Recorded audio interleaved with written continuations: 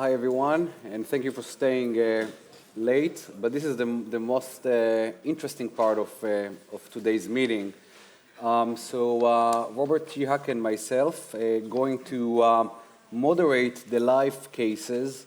And we have 3 VT cases and 1 AFib case, 2 cases done at Homolka and 2 cases in IKEM. The cases are, the first case from IKEM is a CT-guided catheter ablation for ischemic VT, and that will be done led by Pierre Jais. The second VT case from Homolka will be a Guidewire mapping of an LV Summit PVC. And the third case in IKEM, the third VT case, will be VT ablation guided by deep mapping. So it's all of these 3 cases are a continuation of the lectures that we had before this break. And the last case will be from Homolka, an AFib case done with the Affera technology that combines a focal ablation with PFA and RFA. Now, we're going to go through from one lab to the other. We'll start with, I think, IKEM, right? We'll have 25 minutes per each lab for the initial session. And then we will go back to each lab after the first rotation for another 10 or 15 minutes. This is an interactive session, so it's all for you. So if you have questions, please ask those questions and we'll convey them. Yes. To the operators. There are ladies with microphones, so you can ask during. Yes. Yeah. So I think it's time to go to the first case. Yes, please. Can we go to the IKEM lab for the first case, Garcia case? Can you please introduce the patient and tell us what you did up to now? Yeah. Maybe from the motion of the patient. 1 second, Pierre. We can hear. Could you show me again the pulmonary artery? Yeah, he's probably moved. We need to see if these 2 maps are... Nehýbejte se. Dragu, slyšíte nás? Ano, slyšíme se. Dejte nám chvíli ještě, jo? No, you can start just now. If there is a possibility that somebody else will start, will be better, because we have some problem with movement of the patient and shift of the map. So it will be better if you can switch either to Peter or to Homolka for the initial part. Okay. So maybe in Homolka, do you hear us? Okay, so we will introduce the case. Pavel Hall, again, is expert to introduce for introduction. So he will introduce you a young lady with the first case, okay? Go ahead, Pavel. So hello. This is a live case number 2. And here's the history of the patient. It's a young female patient, 31-year-old. She suffers frequent monomorphic PVCs since 2017. And the main symptoms include palpitations and fatigue. The patient never had a syncope. There are no significant findings on echocardiography. And already in 2018, 4 years ago, the patient was indicated for ablation. In those times, we did a carto-electroanatomic mapping. We mapped the outflow tract, aortic cusps, and the distal CS. But despite RF applications in these locations, we only saw transient effect. And there is a very interesting part in the patient history. 2 years ago, in 2020, the patient got pregnant, and during the pregnancy, she had completely no symptoms and completely no PVCs. She delivered a normal childbirth, and after the delivery, there was a gradual increase of number of PVCs again. On the 12-lead EKG, you can see here how the PVC looked those 4 years ago. Those PVCs... Oh, you don't see the presentation? Okay, now yes, okay. I guess this is over there. I hope you can see the 12-lead EKG now. there is the PVCs on the 12-lead EKG now with inferior axis. I just mention again that this EKG is 4 years old before the first index procedure. The PVCs had inferior axis. There is a negative QRS in the lead 1, and the QRS is more negative in AVL than in AVR. And we see the LBBB morphology. We suspected left ventricular outflow tract origin of this arrhythmia. Now, when we see the EKG from yesterday, from the admission to this hospitalization, we see a similar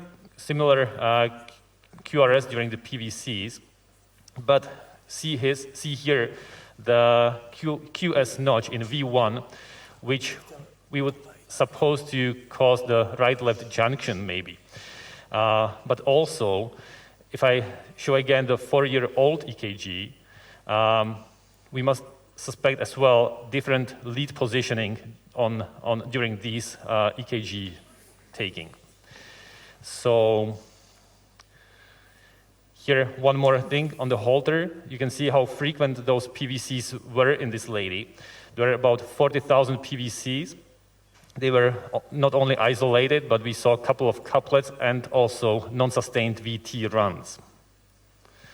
Okay, that's about the history, and now we can switch to the other room. Jo? Okay. Ano, vidíme vás, slyšíme vás. So we can start, I think? Go ahead. Yeah. So welcome in our EP lab in Homolka. We are happy to share our experience again after 1 year. So let me introduce, maybe it's not necessary to introduce, Garcia. It's our special guest, and he will perform the procedure of this ventricular ectopy. So, thank you very much. You started with the description of the case, and we can start with the way we approach this. So, suspect some sort of LVOT, PVC, maybe LV summit.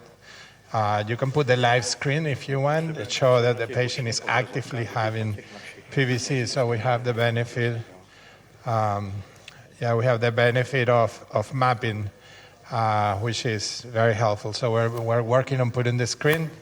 There you go. So you can see that we have PVC. So as I described on my talk, our first approach is to start with the venous circulation. So show just the fluoroscopy, please, and show the first cine we took. We gained access into the coronary sinus. Can you put the fluoroscopy, please? Mm-hmm. Review. But put it on live.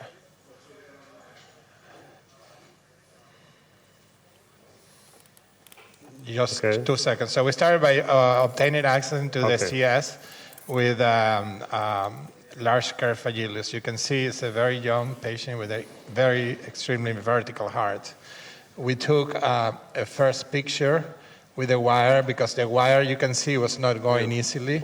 And we can see that there is a tight valve obuscence before the gray cardiac vein empties. Just do the LAO. We see that there is a nice gray cardiac vein and an AAV. You can see that there is no good septal branches.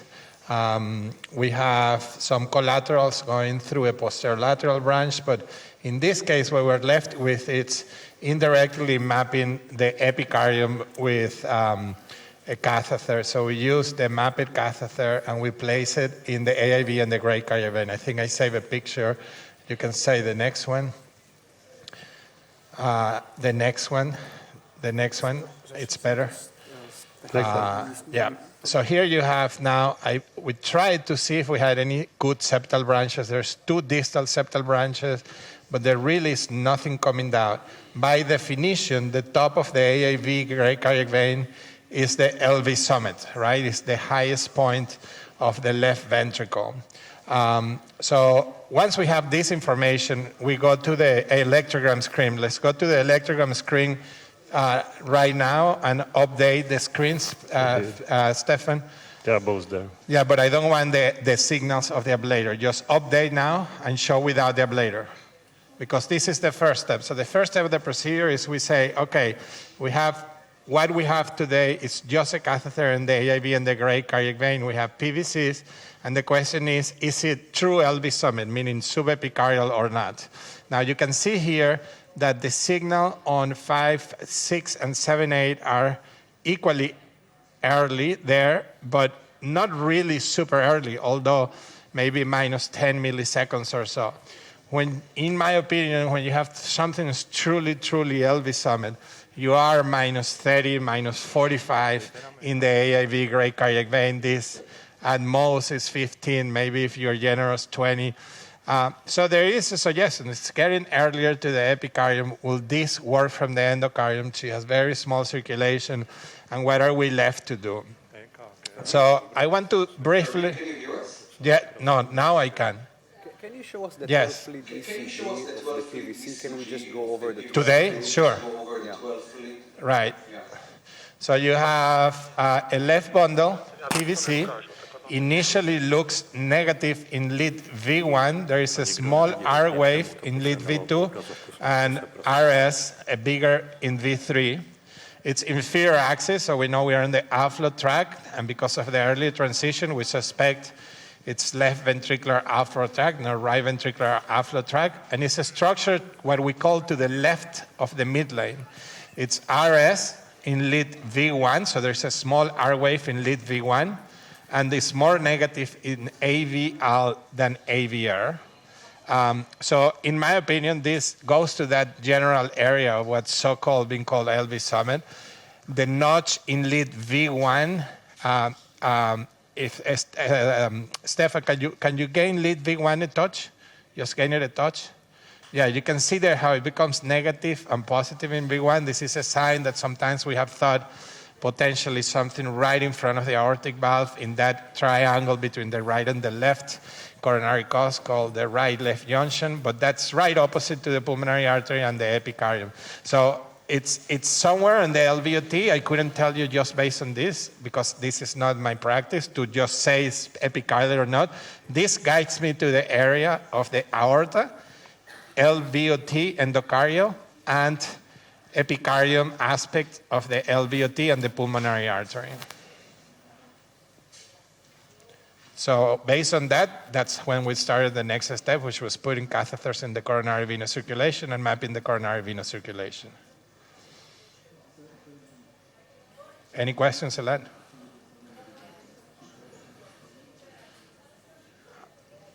Should I continue or? You can continue for me. You can continue. Okay. Okay. So I want to then show you what we did. So we started mapping the endocardium, and we can show the map around. I'm going to just maybe do some of this live. We're using an ACT of 360 and retrograde. We have the ablation catheter in the outflow tract now, and we have a long sheath, an SR0 to support our catheter. So if we start mapping here, just for matter of presentation, I would like to show eyes, okay? So you have a very vertical heart, that's the tricuspid valve. Right now here, I'm showing the tricuspid valve on the right coronary cause and the pulmonary outflow tract, the RVOT. As I clock here, I'm gonna open more of the left ventricle. You can see here now my catheter in the top of the left ventricle. That would automatically make this the left coronary cusp. Behind is the right coronary cusp. In front of everything is a circle. That circle is the pulmonary artery. And then there is some tissue between the pulmonary artery, the left coronary cusp, and the endocardium. This is the long axis view. Very nice view for her because she has a small vertical heart. By doing anteroflexion, I advance the tricuspid valve. I'll try to show you short axis. You can see here now the short axis view, and we map everything in the LVOT. Here, that's in front of the aorta and the mitral valve. For example, if I counter the catheter, I put it closer here to right below the left coronary cos next to the mitral valve. So you can see now on the live screen, we did, in this sense, endocardial point-by-point activation mapping. And there was nothing really dramatically early.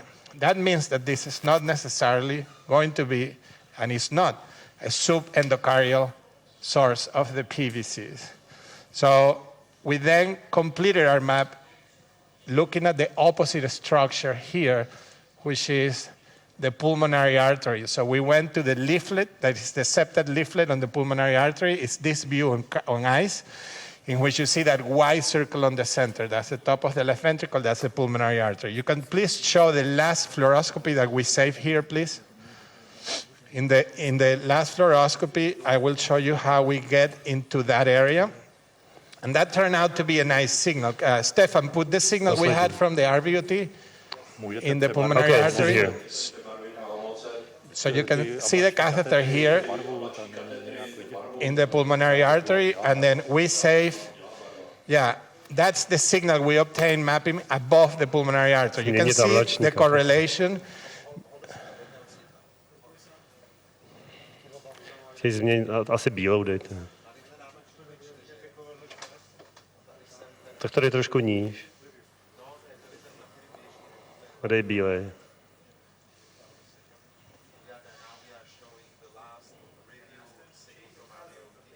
Yes, we are already Okay. And make it away. So you can see that signal in the pulmonary artery. It's almost on time, and that fits the fluoroscopy there. So you can see that we are on a space in the top of the left ventricle, more medial than the AIV. Yeah, you can see that on the review screen. It's a review screen, okay? Here we couldn't capture at all. That's the live screen.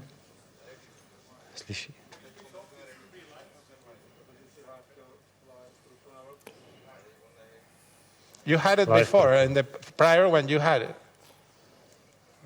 Okay.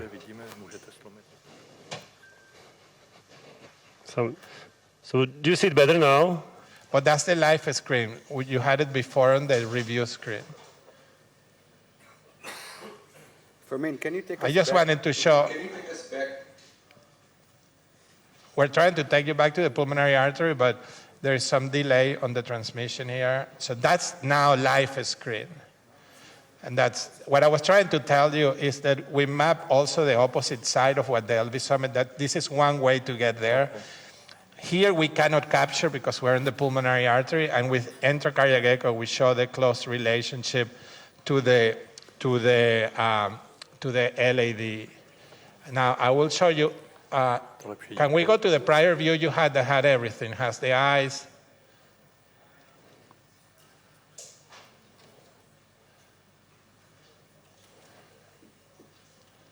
Okay, there, you see a lot on the right side. Don't touch it, please. On the right side, you have the review signals. Oh, they just move it.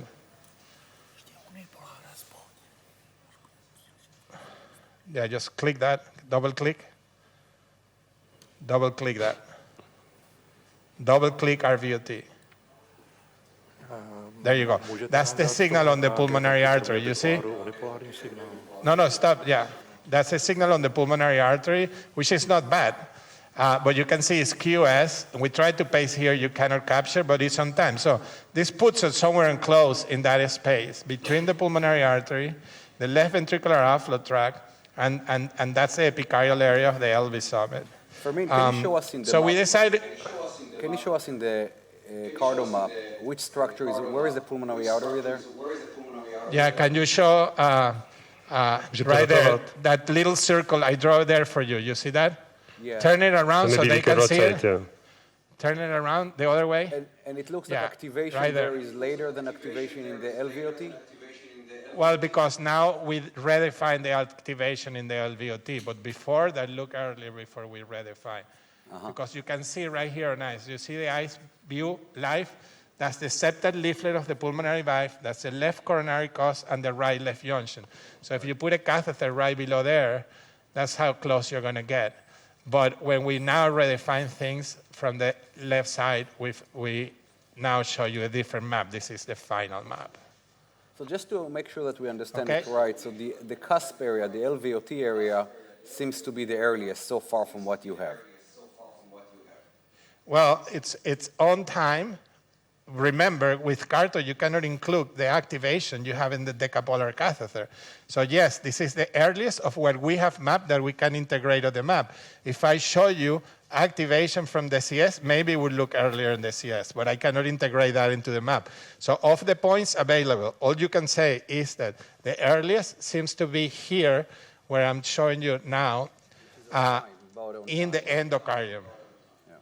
But you cannot integrate into this map the signals from the CS. Now, because I'm showing you live now, you can see live, this is the best spot on the endocardium, and you can compare to the CS. The CS is still beating us for a little bit. Okay, just update now, please. Put it on the live screen. There you go.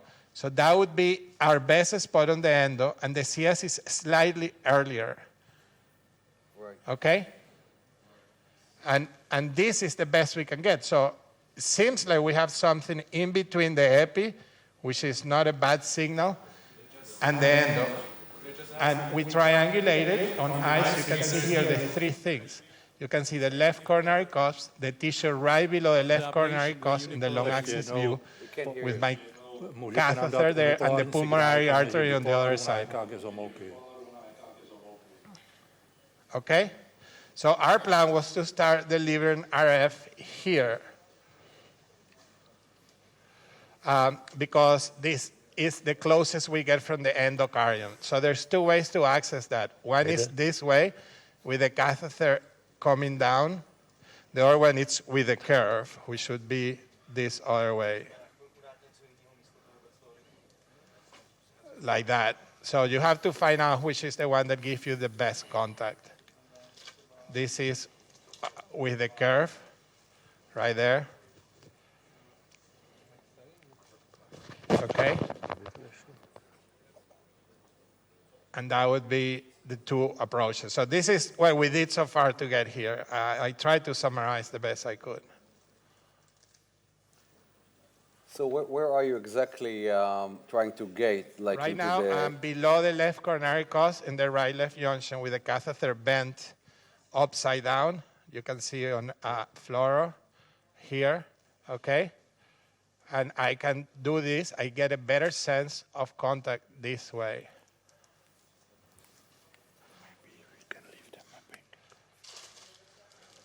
This way, I get a better sense of contact. If you guys want to ablate now, before we have to move to the second lab, that would be a good time.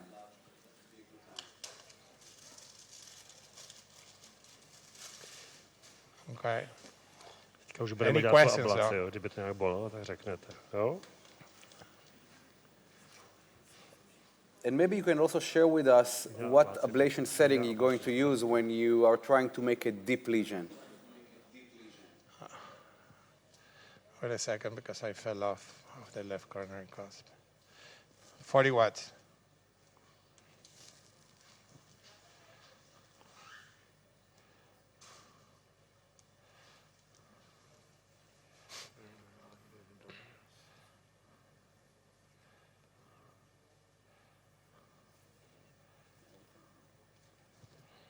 Okay. Budeme ready na ablaci, jo, za chvíli. You have a good contact there now. The vector looks good. Okay, this is the spot. Okay. Put the screen at 50, please.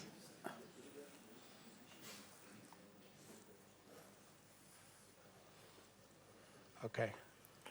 So good contact? Yeah. Go ahead. 40. So let's start? Yeah. Go, jo? Aplikace. Vydržte, jo? Jaký budete mít parametry ablace? Okay, you can see there PVC suppression.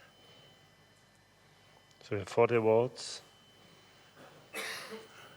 Monitor eyes all the time to make sure you're below the valve. You don't want to come above the valve here. Did I come above the valve? No.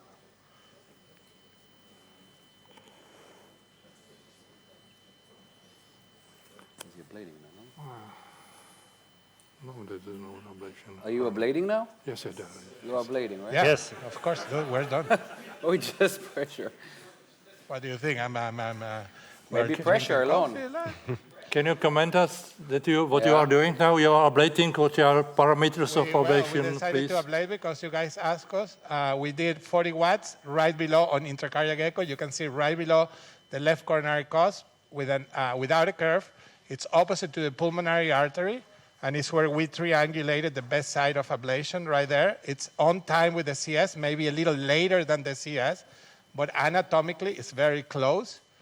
This is where a septal vein would be if existed. This patient doesn't have one. The key here is good contact, so we're using, you can see, a long SL1 to keep the catheter on the aorta in good contact, looking at the contact force and the vector of orientation up all the time. Can you show X-ray? And on eyes, you can see the orientation of the catheter. It's always there. Okay, that's the right coronary cusp. That's the left coronary cusp, right below the left coronary cusp in that tissue. For me, it looks like you had a fairly immediate suppression, no? I cannot move anything because, I cannot move the hands. When you're doing this, you have to keep the catheter there. So just show the beginning of the lesion. So we have 2 minutes. Do 2 minutes? Okay, do 3 minutes. Show the beginning. You can see the lesion there forming on eyes. Show the beginning, Stefan, show the beginning of the lesion and see how long did it take to go away. And you can stop at 180.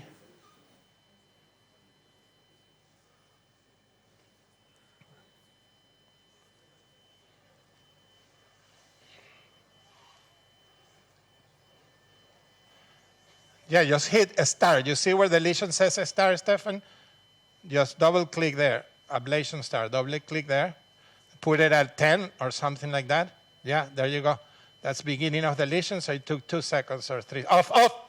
You see that, guys? This is so important. The catheter move up for a second. You are always looking at eyes. Never let your eyes out of the eyes. So your eyes have to be on the eyes. If that catheter moves out of there, your eyes react right away because you jump right into the left coronary cusp. That's very important. And pretty much that's it. So we're going to just wait, give a period of waiting, and maybe consolidate a few lesions there, but it took 5 seconds for the PVC to go away. Yeah. For me, one question before we move to the next lab. You would not expect an LV summit, a deep source, to be suppressed within 2 seconds, unless like you're really close to the surface, right?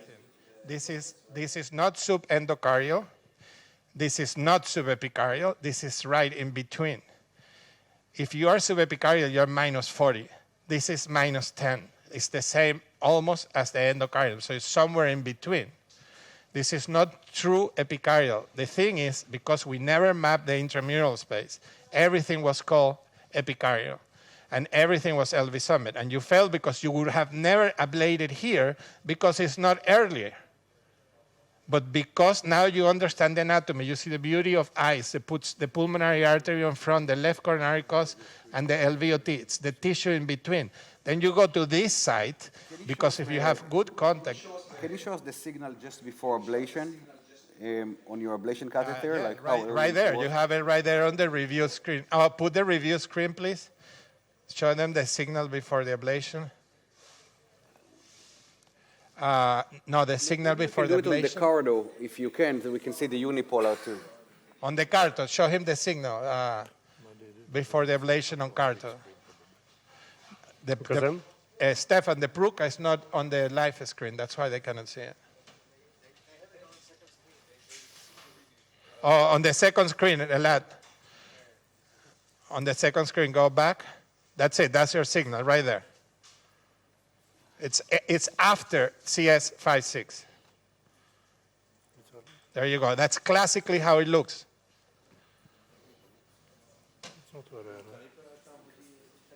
And the key here is good contact. How early it is? Do you see it a lot right there? That's the signal. Do you have the signal on Carto so we can see the unipolar? Can you show Can in we see it on Carto? Carto? No, but that's the sinus what you're looking at now. Začátek ablace. A He to wants vidíš to tam na see ektopy. a Can we Carto look on the unipolar, PVC bit? QRS. a PVC bit. Yeah. PVC, PVC. It doesn't matter. You can even go like to the earliest where you have the pin there. There you go. We are trying to find.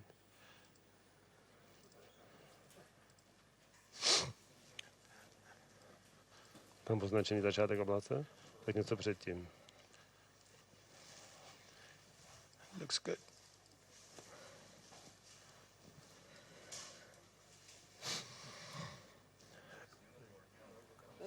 Do you have one of those unipolar on earliest Pruka? points.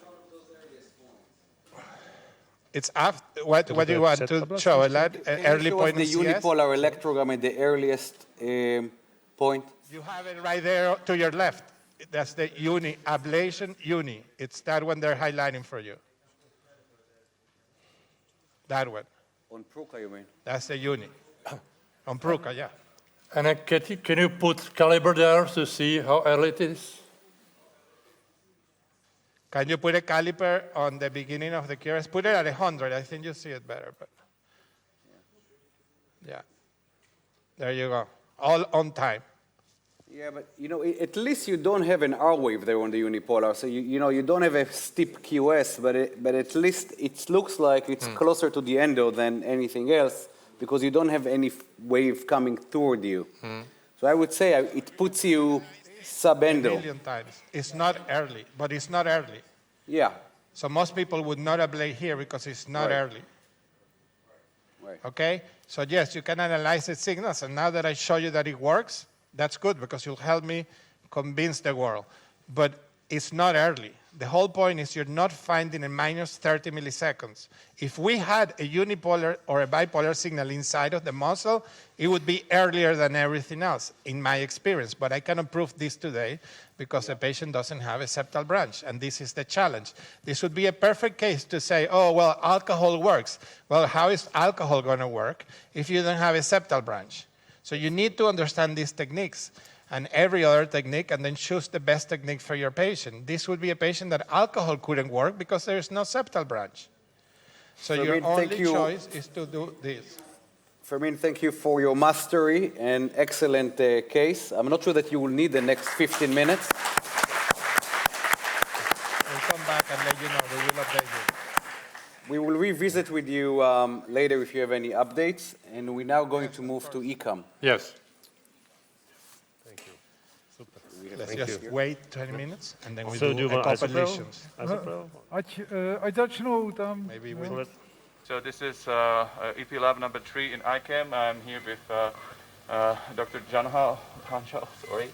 And we are about to do the deep mapping of the post-MIVT. I would like to introduce the patient first in a very brief manner. So it's an elderly patient with ischemic heart disease after inferior myocardial infarction, after surgical CABG, and he is a CRTT device for 7 years now. He had a previous ablation about 6 years ago in a different hospital. He has a low ejection fraction, and he has arrhythmia recurrences despite the amiodarone treatment. He had multiple episodes of fast monomorphic VT with the rate of 210 up to 250 beats per minute. Some of them terminated by ATPs, some of them terminated by shocks. And we started in general anesthesia. We are using a transseptal approach toward the LV mapping. We introduced the HD grid, one catheter in the LV apex. We're using intracardiac echo. And now I'll show you what we've done so far. Yeah, Peter, thank you. That was a great introduction. So if you can all see the N-side X screen, you can see our voltage map. So this is a post-MI patient. You can see extensive septal scar. Sorry. Can you switch to the N-side screen for the audience that they see the N-side screen? Perfect now. Yeah, so we can see our 3D map here. So we've used the N-side X HD grid. If we just stay on that septum, you can see the HD grid is in an interesting area where on our BIV signals, we see some fractionation at the end, but nothing really exciting other than that. We look at our substrate map. You can see dense scar regions. You can see a nice channel running right through the center of that scar. And we're just going to show you the late potential map.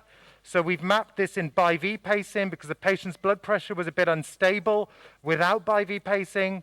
So this is our late potential map. So anything more than 20 milliseconds post-QRS is late. And you can see that with the, can we put the white bar to 0, please? Good. So you can see we've got an area of purple late zone in the middle of that channel. That's highlighted nicely. And what we're going to do now, if we just go back to that's a propagation map showing the late area within the middle of the channel activating late, just where the shaft of the grid is right now. And so in this region here, we thought we'd get some interesting signals. So Sarah, who's our physiologist, has been doing the deep protocol. So if you look at the recording screen, Sarah, can you go back one beat? If you go to the first example, so number 1. The review screen on Pruka review screen.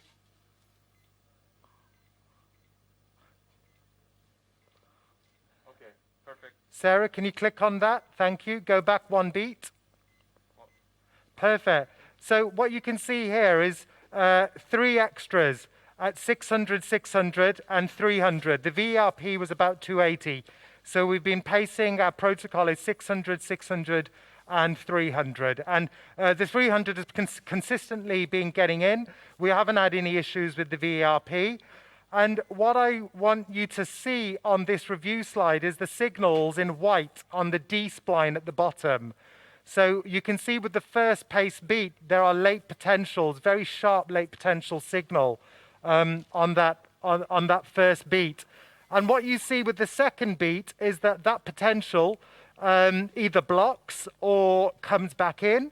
And then with the S3 at the VRP plus 20, that signal decrements even more. And what Sarah's going to do is measure from the near field to the far field between those, the 600 and the 300 beats. So Sarah, can you, not from STIM, can you measure from?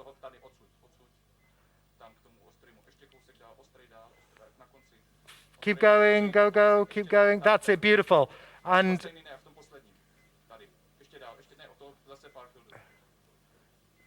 that's really nice.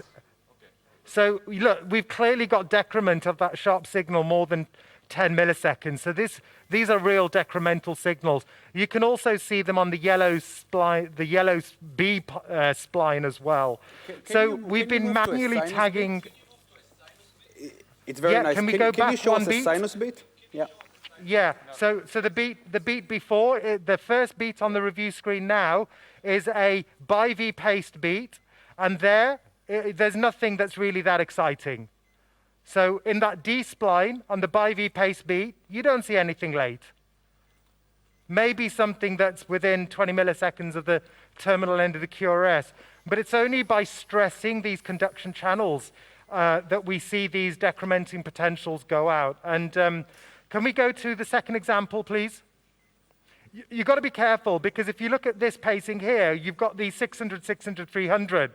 And just go back one beat, please. Go back. Thank you. If you were to look at this, you would say, right, I've got late potentials on all of my HD grid signals. Can you just put an arrow on the late potential, Sarah, on the first beat? So, yeah, here we go. So these are those late potentials. And on the second pace beat, they disappear. And then on the last beat, it looks like they decrement even more. But this was the area by the hiss. And if we go forward one beat, you can see P, hiss, and V. All right, so you've got to be careful. And we annotate these signals yellow. Let's go to the next example. Numero 3, I think. So when we were mapping these decrementing potentials in this area at the basal mid-septum to anterior septum, we had spontaneous runs of VT, and coincidentally, because we were playing around in the right area, we've got beautiful mid-diastolic potentials already. I would say this is akin to strategic activation mapping. And so we took a 12 lead of the ECG. So you can see the 12 lead on the right, the panel there, and it's positive concordance. We're very basal. It's a high-low activation, quite septal. So we started pace mapping around this region. And if we go to example 4, and you can see the pacing morphology here is 12 out of 12. So we're clearly in the exit site. Now, if we just go to the electrograms here, you can see the stim to QRS is quite short. So we are pacing from near the exit site or within the normal myocardial region here. Sarah, just measure the stim to QRS there. We all know Bill Stevenson's work that talks about a stim to QRS of more than 60 milliseconds tells you that you're in the isthmus. And we're just on that, we're on that 60 to 70 millisecond cusp. So we are right by the exit site here. Maybe we can go just to the work. Explain to us your workflow. So the first thing that you did you do a map during just by V pacing without the deep, or you started just with the deep map? Yeah, that's it, Elad. Great question. So when we start the map, we do everything together. So we do substrate and deep mapping right at the same time. So the minute the HD grid catheter is in the left ventricle, we work out what the VERP is with a drivetrain. As soon as we know what the VERP is, we'll do a 600, 600, 300, which is the VERP plus 20. As soon as we've got the 600, 600, 300, that's set. Callum, who is my CP, then records that 300 beat. Callum, can you show that on the N-side X system, how with the 300 beat, we set up a window, so at the end of the case, hopefully you'll come back to us, Elad, and we'll have turbo mapped the 300 beat, which may show interesting late signals more than what the standard late potential map in bi-V pacing has shown. So you make two maps in parallel, is that right? Yeah, two maps in parallel. Two maps in parallel. Right. And can you explain to us why you chose 300 as your extra stimulation? Yeah, so we chose 300 milliseconds. Yeah, Elad, so that's the VERP plus 20. So with the drivetrain at the start, we used the VERP was 280 milliseconds. And so we're pacing at 300 milliseconds, which is what's been published by the Porter Sanchez group and the Bart's group. In the impact VT study that we published, we used 400 milliseconds because one of the studies we're doing is we're looking at, what is the right coupling interval to stress the myocardium at. And I think we probably want to be stressing the myocardium at the same rate as the VT rate. We want to see what the scar looks like as it is in VT. Now, what's interesting with this case, as Peter informed us, this chap's VT cycle length was about 280, 300 milliseconds. So it's coincidental that the VERP plus 20 is, I believe, the right coupling interval to use in this case. And is the patient stable during the pacing stimulation, or you have some compromise on blood pressure? Yeah, so with Porter Sanchez, they do a drivetrain of 7 beats and then the extra. Now, what we do is condense that just to a drivetrain of 2 beats and the extra. And you just got to be vigilant that both of those 2 beats in the drivetrain are in with that single extra, which which they all have been. If you look where I am right now, this is close. We'll just see whether this is reproducible. So this is the area. So if we go to substrate map, Callum, on the 3D map. So substrate map shows us we should be somewhere near the exit site and close to that central channel.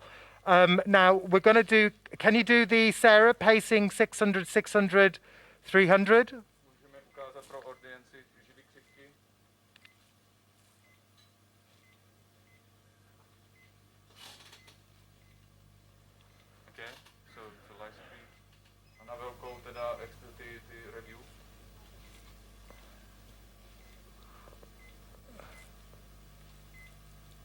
Okay, just going to get some better contact. Okay, try that.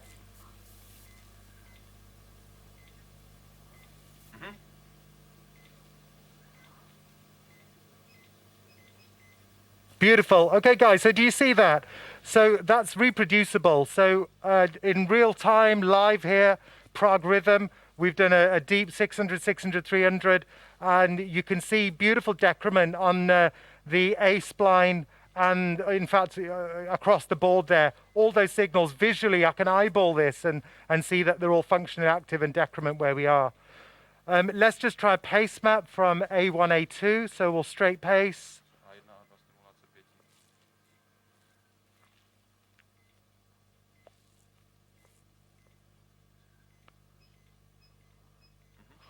Beautiful. Okay, and let's see what that looks like. Okay, so we're a bit low there. So you can see that we're probably exiting somewhere different. If I just come slightly higher towards the there, so try A1, A2 there, please.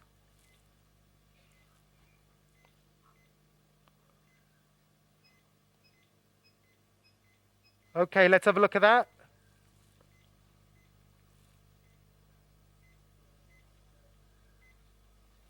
Okay, so you can see that, yeah, so we probably need to be a little bit more basally.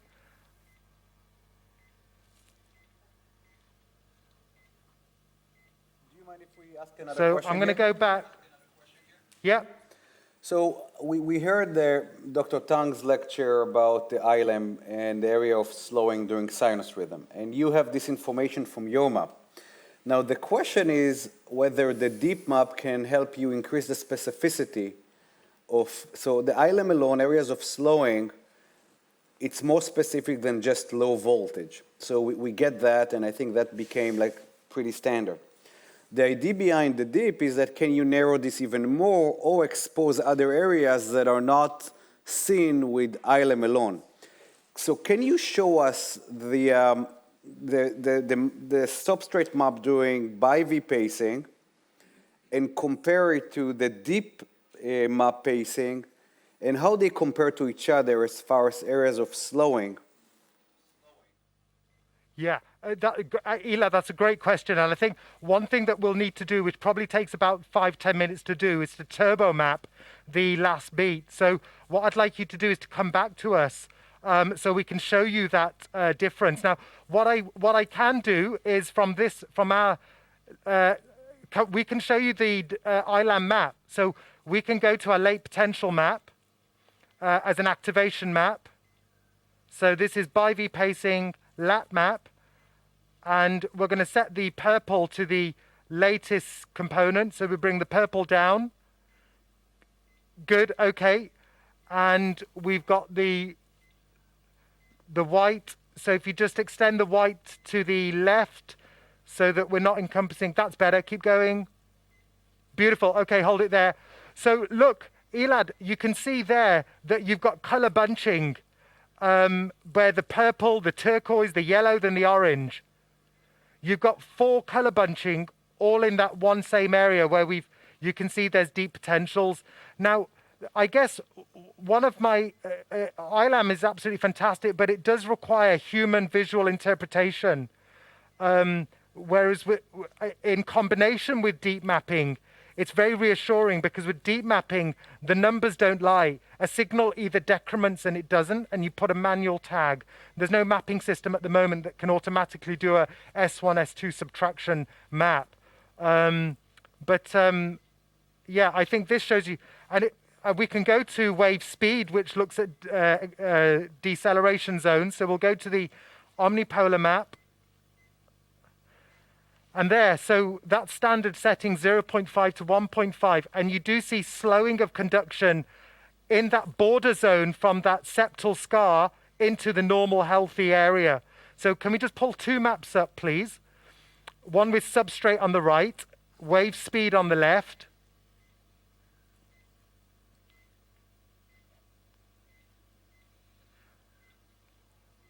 So substrate on the right. So the ILM map on the right?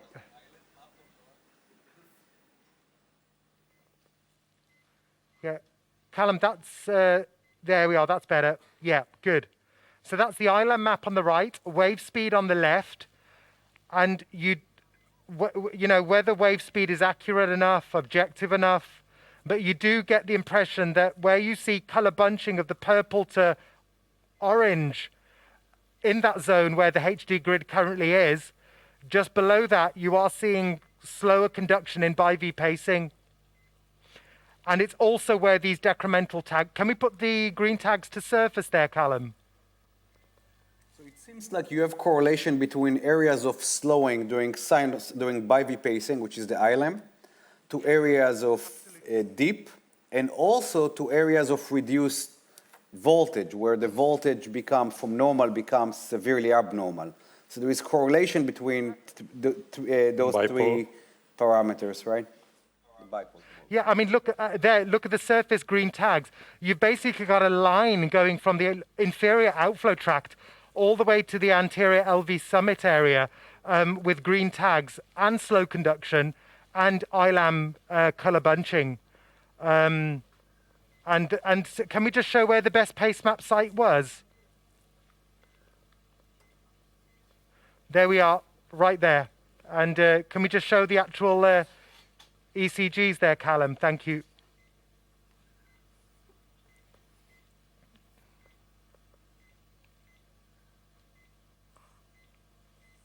So we're just going to pull the ECG up, and you can see the score map was 94%. Yeah. And I think, you know, ILAM wave speed, they're showing us where we're getting deceleration at the exit and entrance sites of SCAR. But what the deep signals also show us is potentially where the channels run within the SCAR. And if I can show you the substrate map on the left, just put substrate map on the left, Callum.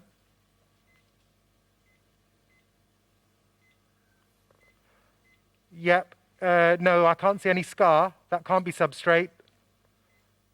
Where's the grey scar gone on the septum? Thank you.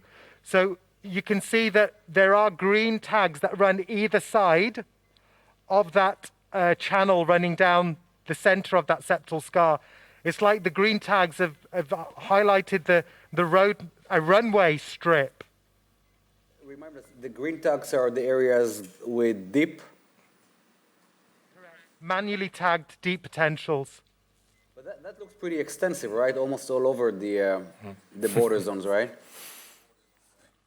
Yeah, so you've got extensive correlating with wave speed and ILAM from that floor of the outflow tract all the way up to that sort of LV summit area, that anterior basal LV portion. But then what wave speed and ILAM haven't shown you are the interesting channel properties within the dense scar itself.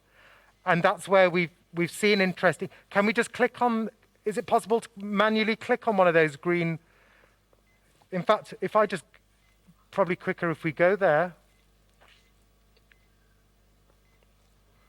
So with HD grid, we're now in that central channel. So can you do the, so on the if you just go to the recording system, yeah, you can see that you've got some fractionation at the end of the bi-V pacing there. So Sarah, can you pace 600, 600, 300?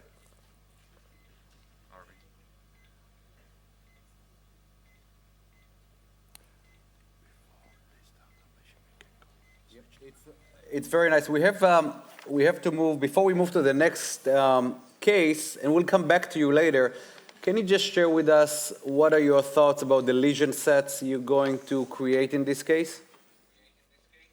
Yeah, so Elad, we ablate two things, the VT exit sites, defined by best pace map, best activation sites, and we also target all the deep potentials, the green tags.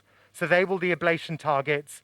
The best pace map site, where we saw the mid-diastolic potentials in the runner VT, which was in the same site, and all the green tag areas. Okay, great. So we will be back with you after two more labs we have to go to. So you can go ahead and start your ablation, and we'll be back to you. So and we'll show you go to another lab in IKEM. Yeah. To Pierre Jai. We'll go back to the lab of Pierre Jais. Can you introduce the case, please? Okay, so this is a case of CT-guided catheter ablation of ventricular tachycardia performed by Professor Jais and Professor Kautzner. And let's see the next slide, please. Let's see the next slide. Okay, so this is a 73 years old male patient. He's pretty sick. He had ischemic strokes twice, and he had a peripheral artery disease. He's in atrial flutter now, and he had a myocardial infarction quite long time ago with subsequent surgical revascularization. He got single chamber ICD in 2013, and you see his echo parameters. He has a very dilated ventricle with severely decreased ejection fraction of 20%. He also has severe secondary mitral regurgitations. His pain score is 23, so he's a pretty high-risk patient. Let's see the next slide. This is his ECG on administration. Here we see the atrial flutter in the atrium, and we see the scar on the inferolateral wall, and there's also amputation of the R waves in the precordial leads. Can we see the next slide? So this patient had in last 9 months, he had like 52 episodes of VT ranging from 130 to 220 beats per minute. That was terminated by ATP. There was no ICD shocks, but unfortunately we don't have the 20-lead QRS morphology of the clinical arrhythmia. And we will show you now what we've got so far. Yeah, so the patient, I'm very jealous, I have to say, because Joseph got the photon counting CT scanner before I could in Bordeaux. So congratulations on that, guys. We like using CT scan to define the scar of our post-MI VT patients, and this is the beautiful images they did here in Prague, where you can see the wall thinning by the yellow arrows pretty well. Next slide. And we also did some late enhancement that I'm going to show you on a reconstructed model. Next slide. I'm trying to keep ablating because the patient is moving a lot. So with CT scan you get a very detailed exact anatomy, as you can see here, with the aorta, the coronary arteries, the veins. The leads have been segmented, it's the white thing, and in green is the left phrenic. And next slide. More important is the rendering of the scar, and you see it's very heterogeneous. So what you're looking at present time is a color-coded wall thickness map.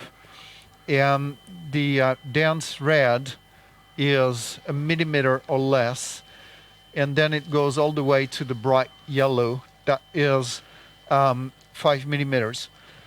And this heterogeneity is useful to identify some CT channels that are existing between areas where the wall thickness is so impacted that it's very unlikely that there are any surviving bundles. And it's true when you are in the range of 1 or 2 millimeters likely. So next slide. This is late enhancement. It behaves pretty much like late GAD with MRI. And you can describe also dense scar and gray zone. Dense scar is the dark blue and lighter blue is gray zone. And next slide. And then you can see the contour of the red. This is the white lines, not the dots, the white continuous lines. This is likely areas of, some poor connection acting as a barrier during the VT, most likely. And so then you can plan your ablation strategy, and these are the lines made of tags. Hopefully we can translate that into ablation tags. And so we get some idea where to ablate. And this area where you have the orange color are more in the 3-4 millimeters range, where likely you have some surviving bundles that could act as the CD channels. So this case has been very challenging so far. This patient has been moving a lot. We had to repeat the map.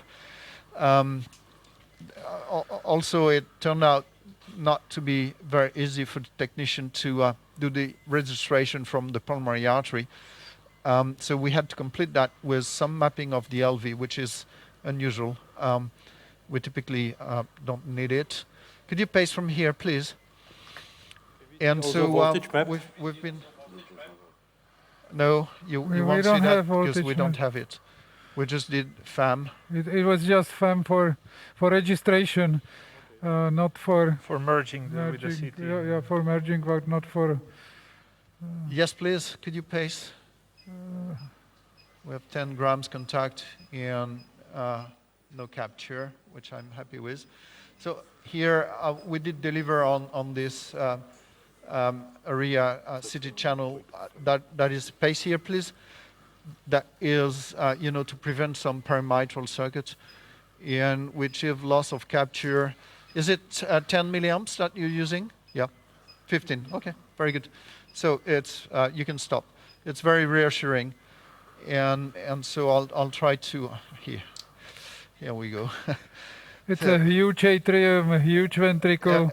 Everything very is difficult, huge in this patient. very difficult to reach even with a steerable sheath. Yeah, it's a large curve, agilis, and yet we struggle a lot. And you see my lines; they don't look like lines, unfortunately. But yeah, I'm trying to compensate for the technical difficulties in manipulating. But the idea is really to straight away go after these CD channels with no attempts to induce prior to the ablation, and we had such a noisy signal now. Yeah. Turn off this red. Is it because of pacing? Maybe is it? Yeah, still because on? of the pacing is on. Yeah. Can you turn off the pacing from the ablation kit? Oh. Okay. Okay. No, it's better. Yeah. Perfect. Good. No, Thank there you. are some Thank you. nice late potentials, in the channel again. And so in fragile patients, as this patient definitely is, it's sure. Yeah.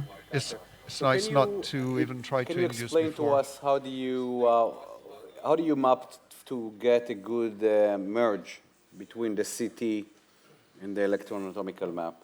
What structures do you? How do you do it? What's your workflow?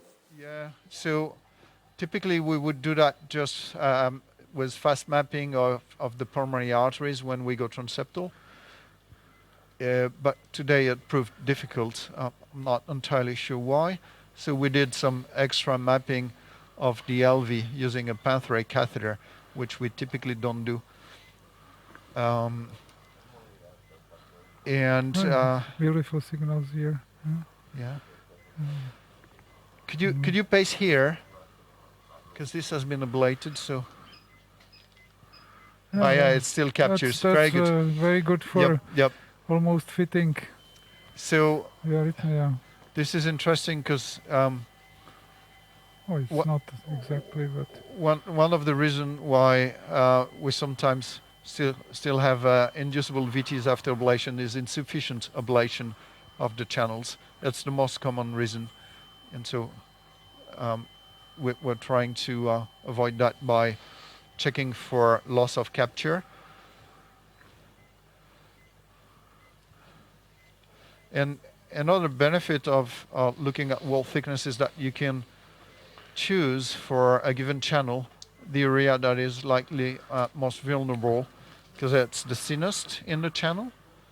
So the likelihood for getting complete lesions and durable lesions is higher. Well, hopefully. And again, some manipulations issues. I'll try to get back to the area. What's your settings for ablation in this area? Yeah, it varies from 30 to 40 watts. And the duration is, in fact, also something we play up with quite a lot to, get deeper when needed. So, for example, the line we did that connects the scar to the mitral annulus, we only use 30 watts, but for longer duration to penetrate deeper.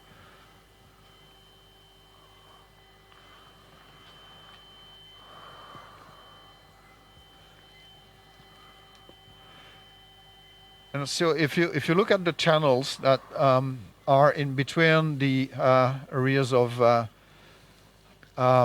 likely block, you see that most of them are parallel to the mitral annulus, and this is typical of myocardial infarctions. I'm not sure why. Could we pace from here, please? Check for non-capture. Yeah, thank you. Yes. One bit was captured, was it? Yeah, this brought on. Yeah. It's more or less similar like absolutely. VT we used to have. It's not exactly the same, but it's very impressive how wide the QRS is in VT and during pacing, by the way. It's quite spectacular. Yeah, over 200 milliseconds. That's quite something. It's a very diseased patient and heart. And could you pace again, maybe? Is it? Go 15. Yeah. Even. Yeah. No. Good. Okay. So this is probably better. Thank you. So maybe this CPU part is okay. Now I have not done anything on that little channel right there. Yeah, there are no ablations here, so I'll do a little bit here as well. Oh, nice signal, by the way. We moved a little bit. We're in contact. yeah, you are getting Yeah. lower. Yeah. Yep.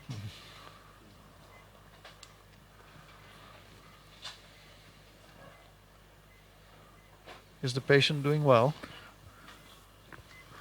Je v pohodě? Dobrý. Yeah, he's okay. He's okay?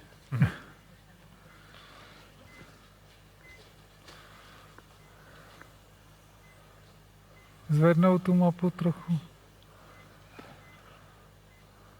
Yeah, there is something. It's not so dense scar anymore here on the eyes. Okay, well, according to signal, it is of it is course. quite altered. Of course, but yeah. it's you see that it's not transmural. It's already sort of subendocardial. So I have a big contact here. I will probably not do a long delivery. So whitening. Whitening. Yeah, I'm not surprised. 50 grams. You can see ice, and you see the whitening of the tissue. They don't have ice. Can we show ice image? I'm saying that they can show it. Yes, now yes. Still have a... But our, not something else. From our place. Not live. From the... Okay, here. Yeah. Oh, it already disappeared? No. Could you paste from here? Yeah, here you see the whitening. Yep. Yeah, Could you so paste can from see here? Just under papillary muscle. Yeah, we capture here. Very long QRS. Yeah, very long and very wide. It's a very QRS septal again. already going to the septum, so it's okay. We should ablate here more. Yeah. I'm trying to, change my position a little bit here to reduce the contact somehow. Okay, we'll do it here.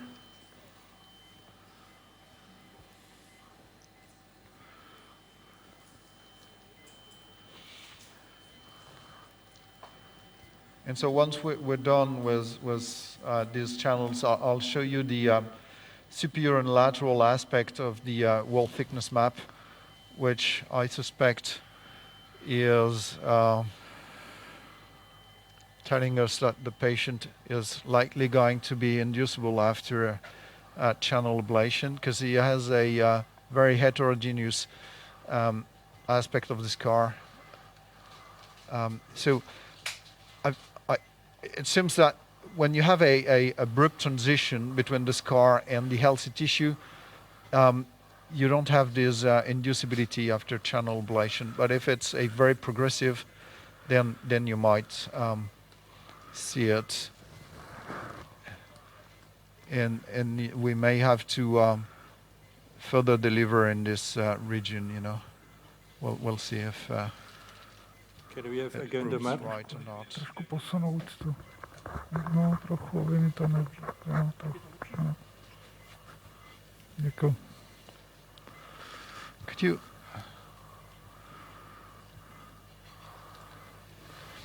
Oh. Again, it's a bit of a challenge to maneuver in this patient. I'm not sure exactly. Could you rotate the map? Yeah, we are close to it. Yeah, we're getting close. Thank you. Oh yeah, here. Oh no, not yet. I have to go more lateral. Sorry, more basal. I think we are stuck. I cannot. Yeah, I'm trying to redo the approach to that region. Yeah, I'm stuck on something. Yeah, you need to pull back a little bit, Catheter. I did by a few centimeters here. That's better, right?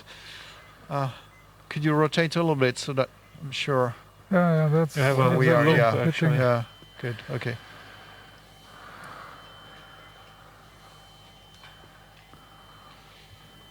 Yeah, very abnormal signal again here, particularly during the ectopics.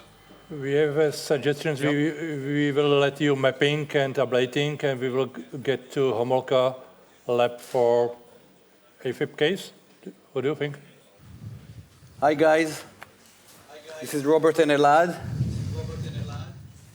Can you please share with us your case? Yeah, can you hear us okay or no? Yeah, we hear you excellent. Hello? We hear you excellent. Okay, perfect. So I think we're going to show a presentation. Pavel's going to describe the case, and then we'll go live with the case. So Pavel, please introduce us. We see you, Pavel. You can talk. If you hear me, here a review of another case sent from Homolka Hospital. It's going to be a pulse field ablation of atrial fibrillation combined with high-energy radiofrequency ablation. We have here a 62-year-old male with a history of persistent atrial fibrillation since January last year. He had one electrical cardioversion in May last year, but the atrial fibrillation reoccurred quickly despite medical therapy. The patient suffered from exertional dyspnea, has a low CHA2DS2-VAS score of 1, and arterial hypertension, obesity, and on echo, we saw enlarged left atrium, lower ejection fraction, and mild mitral regurgitation. The patient is on anticoagulation with rivaroxaban and on medication with propafenone. Here you see the EKG, 12-lead EKG from yesterday, which shows AFib. The CT scan, which we will show you later. And the ablation strategy here is to use the Sphere-9 mapping and ablation catheter with the Affera mapping and ablation system. This patient is in the clinical FDA trial. It's a roll-in patient, so the patient is not randomized. And we will start with the pulmonary vein isolation and lines, and then the rest will depend on the procedure. Okay, good. So hopefully you guys can still hear us. I think we'll take you through what we've done so far, because we have done a little bit of work. But just to introduce the technology, maybe we could put the live camera on this screen over here. On the system over here. So this is the actual mapping and ablation system. So this is the RF generator, the PF generator, and the mapping system itself over here. And then up here, I don't know if you can show them it's just up, yeah. So right over here is the actual pump. So this is an irrigated ablation catheter. So the catheter itself is, maybe we'll just show it on fluoro. So if you guys, can you show them the fluoro on the side screen? Actually they can see it there. Let me do a quick cine here. Okay, so what you're seeing in terms of our catheters that we've introduced, yeah, you have an ICE catheter that's sitting in the right atrium. Hopefully you can see that. There's a coronary sinus catheter. It's just a standard catheter. We have a deflectable sheet through which we have the Sphere 9 catheter. That's the lattice tip catheter. Notice that the catheter, you can just, so the little dots at the tip, that's actually the lattice itself. And each of those dots represents a node that allows for electrogram acquisition as well as a temperature control. The energy is delivered from the whole lattice tip, not just the dots. So the whole lattice delivers either RF energy or PF energy. So with that, let's just take you through what we did. So now if we can go to the main screen, please, the preset 1. So let's go to the main preset 1. So what you have there, not obviously, but that's the mapping system itself. Just to take you through it, you see the main system, the main screen with the PA view and the superior, PA on the left, superior on the right. On the far left are the electrograms. So at the top you have a CS electrogram and an EKG. So at the top, there's a CS, which is what we're pacing, and then the EKG lead. And then those white are actually the electrograms from the lattice tip. The T is the tip. D1 through 4 represents 4 distal electrograms, and P1 through 4 represents 4 proximal electrograms. And at the bottom, you see a running screen. We've already, maybe if we have time at the end, we'll show you how the map is created. But I think for right now, we're just going to show you that we've already created a map, and we're going to go from here. So initially, the patient came to us in atrial fibrillation, and we did the initial part of the procedure in AFib. So that voltage map that you see there is actually in atrial fibrillation. So as we manipulate the catheter in the chamber, we can create an anatomy. Actually, maybe we'll just show them a little bit. Can I just do that? Yeah. Go, just create a new map for a second. I just want to show just a few minutes of it. No, do a new map, actually. Yeah, do it from scratch, yeah. I just want people to understand exactly how it's done.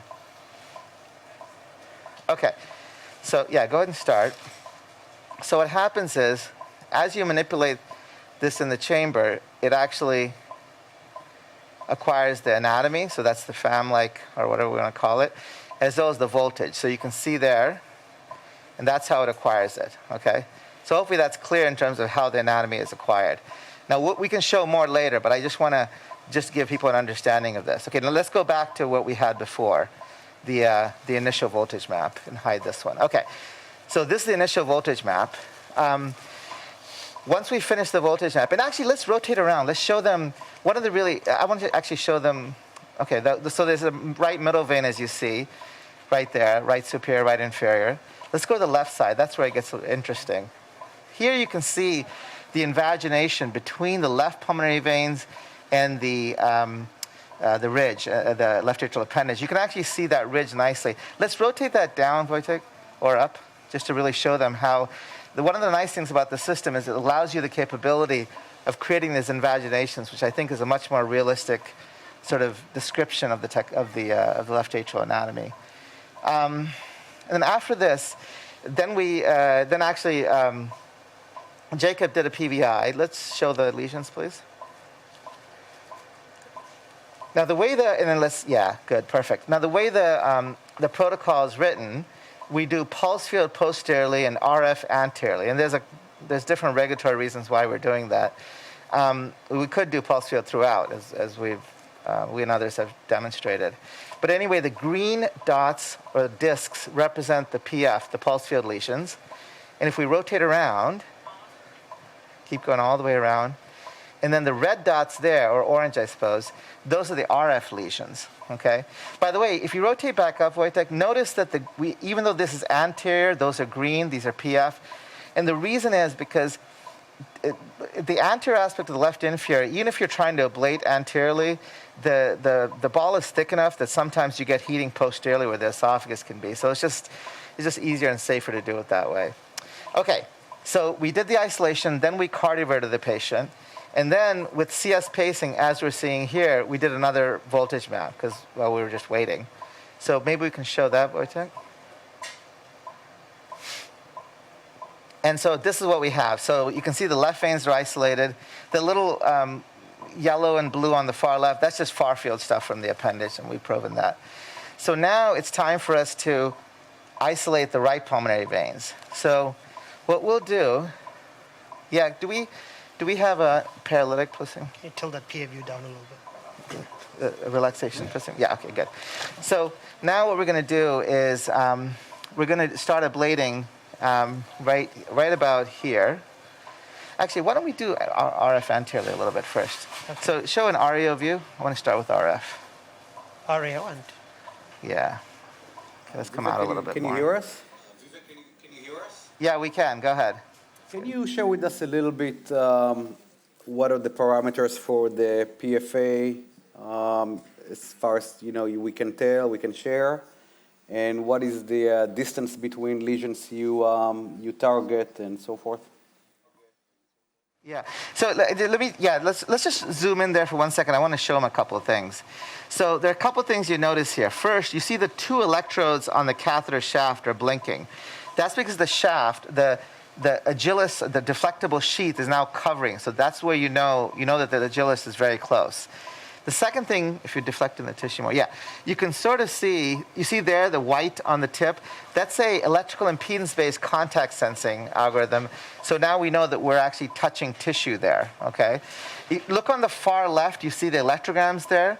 And again, the various electrograms. Now we're going to deliver RF because at the very top of the screen, you see where it says RF, 5 seconds anterior. So each lesion is going to be a 5-second lesion. So let's just get going now. Okay, he just stepped. Okay, so now what you're seeing there is a blush of heat on this. So that's the heating. And notice the electrograms have just gotten, they just got ablated. So now we're going to go to the next location. That's a little close. So let me explain those two numbers that we see. The L represents the location or the distance from the current catheter tip to the closest ablation lesion. Okay, so that's 3-4 millimeters away. The P represents the distance from the catheter tip to the posterior wall, okay? If you look on the top-down view on the right, you can see sort of a hatched region on the posterior wall. That's just an automatic algorithm that says, okay, you're getting posterior. It's not exactly validated, so to speak. It's just a way to help the operator sort of understand where when they're getting too posterior if they're not paying attention. Now, the other thing is, and this is what Elad, I think you were alluding to, if you look between the two lesions, you can see that there's a gray area, okay? A gray line. So those two lesions have a gray line in between them. You can go ahead and blade down. Yeah. Okay. So, and what that means is that the distance between these two... Disabled. Oh, yeah, we just have to reset that. Okay. So what that means is that the distance between those two lesions is close enough that it says that you probably have contiguity. Now, how does it say that? It's basically just a user-defined metric.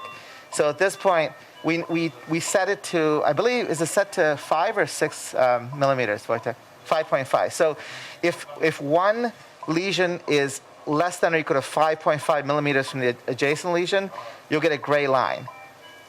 Let's just for fun, let's put the next lesion a little further away so we can explain to them what happens. So yeah, so let's say he puts the lesion even further away. Yeah, right there, that's good. So let's say Jacob puts the lesion here as he's going to. Notice that the distance is 11-12 millimeters. Now it puts a blue line because it says, okay, your lesions are further away from each other than what you said you want it to be. Just an easy way to to visually see where one lesion is relative to the adjacent one. Tilt up, please. Okay. But just to clarify, Vivek, and correct me if I'm wrong, it's not just the visual distance between center to center lesion, but it's the distance between the areas that got heated the most on each lesion. Is that correct? So that's right. Let's zoom in and make this keep going though, Jacob. So this is an important point that Lad's making. So if you look at the lesion, let's go ahead and have him make a lesion. Notice what you'll see is the red disc, but you also see a gray ball. Okay, go ahead and move. Go to the next location. You see a gray ball behind it. You can keep uploading, Jacob. You see a gray ball behind it. The ball, you're getting back a little bit. You're going to get a little closer. Yeah. The ball represents the actual location of the actual lattice tip. The red disc, or green disc for that matter, represents or is placed on the surface based on where the greatest amount of heating is. So if there's a lot of heating inferiorly, it's going to put the disc on that side. So what Elad pointed out is exactly right. It's not the centroid, but rather the center of the discs. Yeah, now let's switch to PF. So to switch to PF, Jacob is going to double click, and notice on the top of the screen, it just went from RF to PF.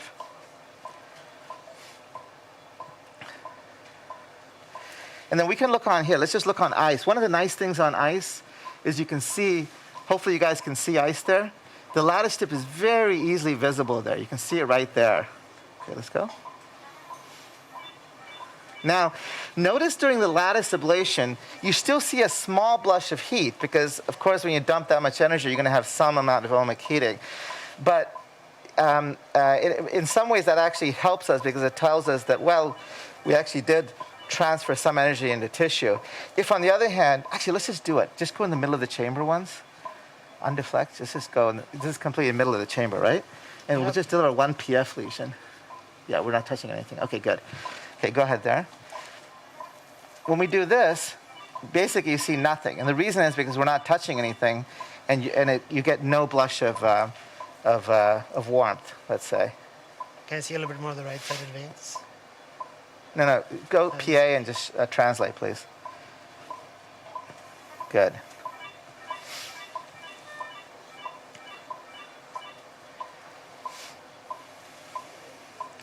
Now the other thing. You can see this on the screen. You saw in the last lesion you had a minimal, maybe 1 degree or a couple of degrees of increase in temperature, but while he ablated just in the middle of the chamber, you did not see this. So that gives you an indication that you are in contact. Yeah, that's right. Notice there again, very nice. This is great stability that Jacob has right now. Notice that the tip of it. The tip was just sort of white, the white dot. He has good contact with the tissue. And actually, let me just show it on ice also. There. Actually, Toshi, you want to just keep showing them people the ice? Tilt down, please. Let's see. So hopefully, wait. No. Show the main screen. I want all of them. Let's go to the preset one, please. They need to see what's happening. Good. Okay, good. You can put the camera, yeah, great, thank you. Now, the way the protocol is set up, again, this is a roll-in case, so we're just using the lattice tip system. In the actual protocol, it's a randomized trial, so it's randomizing people who have persistent atrial fibrillation to ablation either using the lattice tip or the Cardo system with the STSF catheter. And it's a multi-center, multinational study. In fact, I think tomorrow Joseph and team are going to show one of their roll-in cases also. The other nice thing about the lattice tip is the tip is somewhat compressible. It's hard to appreciate that when it's in the body, but basically because it's compressible, even toward the roof, you can sort of position the catheter, and it's pretty good at staying stable. I mean, it's not perfect, of course. It doesn't have glue or anything, but it's able to be quite stable and allow you to make the lesion and keep stability. I think that's probably the most important aspect of this catheter, is that you're able to get a relatively wide footprint of RF or PF, whatever you want to do, and you're able to do it relatively stably. There's a little visual gap there. Are there questions from the audience? Yeah, it's okay. I don't know if you want, you can. Any questions? I'm sorry, I didn't hear that question, if there was. It's usually normal. It's about 300 to 400. Yeah. Can you share with us what are your plans for this case after you complete the PVI? Yeah. So actually, how much time do we actually have in this case? You have another 5 minutes live with us, and then we can come back to you after a while. No, go ahead, finish. Okay. So you know what we'll do is we'll probably just wait for you then. So what our plan is, after we finish isolating, then we're going to do a roof line, because I like roof lines. And we're going to do a mitral line. Anterior, please. And then we're going to do a CTI line and get out. So the way the protocol is written, now, of course, if there's an inducible flutter or something like that, we're definitely going to ablate that. But assuming that there's not, that's what we'll end up doing. So a mitral line you'll do empirically. The mitral line I like mitral lines. I mean, I tend to agree with Pierre that a mitral line that's well done, I think, to me, the mitral line is the equivalent of the CTI line of the other chamber. Meaning, let me be more clear. When there's disease anteriorly in the left atrium, that's when I think a mitral line is probably most indicated. If the whole atrium is quite healthy, then I think there still might be reasons to do it in a persistent patient, but I think your sheet this far back, Chief. I feel less compelled to do that, let's say. And I think, again, our experience with this technology has been that we can make mitral lines quite reliably, safely, with good durability, so I feel comfortable doing it. We're probably isolated, right? Actually, I wasn't paying attention. There's a little gap there. You know, one of the nice things about this catheter is because it's very small electrodes, you can do very high resolution mapping. I mean, I don't know if we're going to have any typical flutter, but if we did, it would be really nice to sort of show you how quickly we can map it. And it seems like your vein has been isolated a few lesions ago. Yeah, absolutely. I mean, that's typical, right? You typically see... actually, let's show them the electrograms, please. If you can switch to make the preset 2. Yeah, let's just stay right there. Yeah, so if you can see there, so the white in the middle, the white in the middle, no, actually, we don't need to do remap, no remap. You can see that there's, Elad said there's dissociated potentials right there. Can I do something here? I want to just show them. Let's do a quick, because they have to leave in a couple minutes, so I just want to do a quick roof line, because I really want to show you mapping, and you'll see the utility of it. So we're going to go, this is PF? Okay. So we're going to do a quick roof line. As you'll see, it's pretty good at making roof lines. It's actually extraordinary at making roof lines. I mean, I don't think we've ever had a non-durable roof line with this, with the most recent waveform. Oh, Elad, you asked about waveforms. I have no idea. We did, as you know, we've undergone a waveform resolution. To put you on the spot, so if I'm being asked tomorrow, I can refer to your answers without getting into trouble.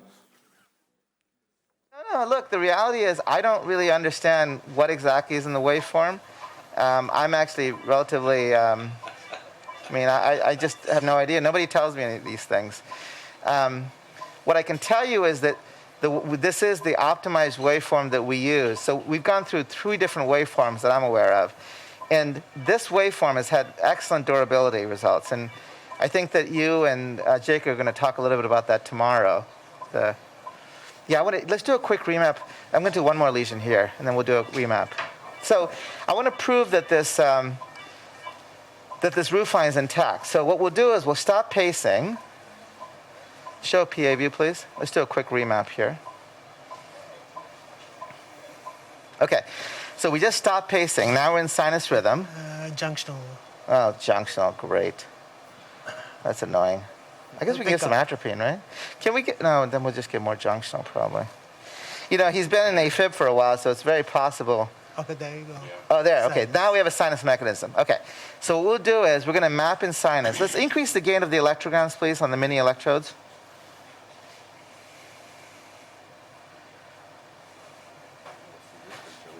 I've never seen this feature. No, that thing is, that's garbage because we don't have any electrograms yet. But just, so what we're going to do is we're just going to map here really quickly. Notice how it's ignoring. Oh, you know what? It just went junctional again. He keeps going back in and out of junctional. Oh, there he is. Now he's in sinus again. So, you know what it is? It's interesting. He's been in AFib for so long that just a couple of PACs is resetting the sinus node, so it's going into junctional again. It's funny. Are you acquiring? Junctional. He's in junctional again. So annoying. Anyway, the point is, if he was actually not going into junctional all the time, you'd see how easy it is to map quickly on the posterior wall to prove that you have block. Let's do one more time. Maybe we'll get lucky this time.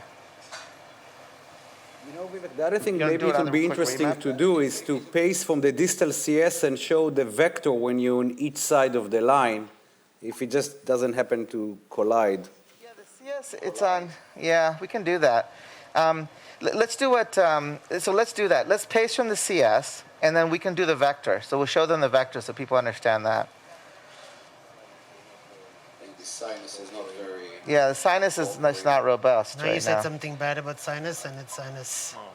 No, it's okay. Let's do it. So now we're pacing the coronary sinus. He just moved the window over. He's going to show the propagation vector. And let's acquire anyway. We'll just acquire really quickly. Start acquiring. Just to make sure that everyone just appreciate the vector is basically it's a live vector. It's showing at each beat the propagation using those mini electrodes on the catheter. So you can clearly see that the wavefront goes from down up. Okay, now let's show the posterior. So anteriorly, please. We'll do the exact same thing. And let's go from the posterior wall.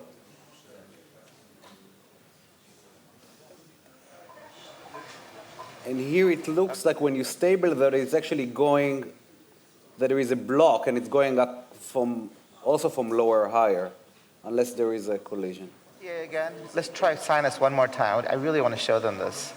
It's just so cool not to. Stop pacing. So stop pacing, create a new map.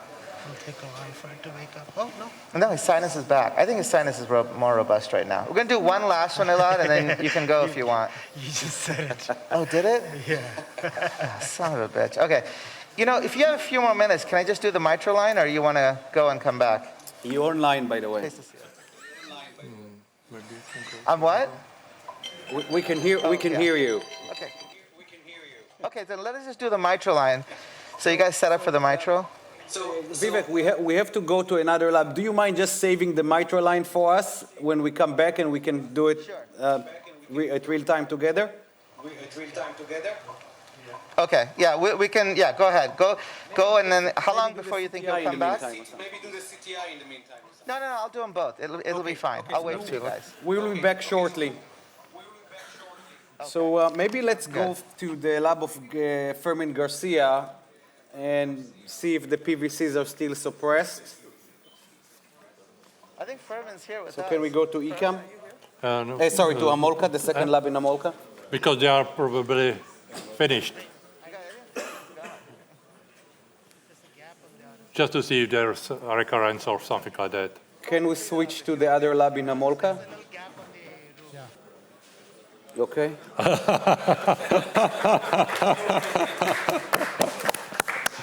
Okay.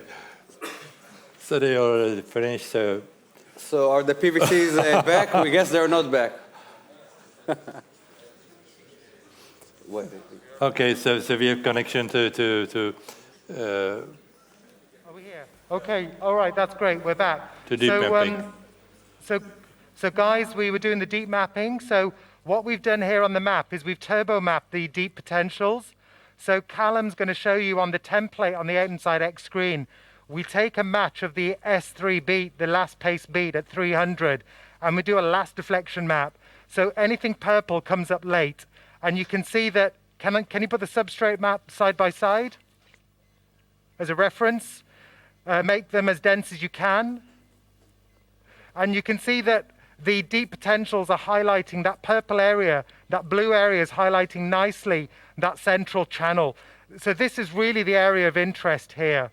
Now, if we just go to the back of the left ventricle, so if we spin the map round, you can also see that because we're pacing from the RV apex, the lateral basal LV is also coming up late.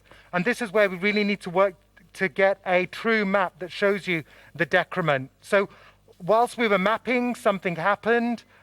We did a VT stim. And if we go to the electrograms page, Sarah will show you the VT stim. Can we slow down the review screen? So the VT stim now, if we just change the sweep speed to 50, great. So with 2 extras, we induce monomorphic VT. Can we see the 12-lead ECG? 12-lead? Great. So here it looks like a left bundle, and it's an inferior septal access. So we started doing a VT activation. Can you show the mid-diastolic potentials? So straight away we're mapping the isthmus that we think is interesting. Not the other one. And she's going to go, so Sarah is going to pull up the mid-diastolic show. And so when we put the HD grid onto that isthmus where we saw those deep potentials and that central channel through the skull, we see beautiful mid-diastolic potentials there. So we do an entrainment as well. And with the entrainment, we can see we're entraining from the D spline. And if we just go to the 12-lead page first, Sarah, can you show the 12-lead ECG of that page? And so we've got exact entrainment. We've accelerated the tachycardia to the pacing cycle length, and the PPI was great. So we started doing a VT activation map. Can we switch to the propagation map on the inside X? So this is our VD activation map. And we see got reversal activation of this channel, whereas the initial VT1 that we were mapping, the activation was from the low septum up to the anterior basal septal LV. Now we've got reversal of activation through that central channel, a nice figure of 8 going round. So we're going to target this channel. Callum, can you play the first burn? So if you look at the X screen, we're in VT, and we get our ablation catheter ready. You see power now straight up, and with our first burn, immediately we've got termination of VT. So that proves that this isthmus was responsible for both of these VT circuits. So we're now consolidating, we're making sure we've ablated this isthmus, and again, the deep potentials have highlighted this isthmus like a runway. And so we've ablated those deep potentials. We've done a line across the top where we had slow conduction, both defined by deep potentials and ILAM and wave speed. We were just doing a bit of touch-up burning. So do we have any questions at this stage?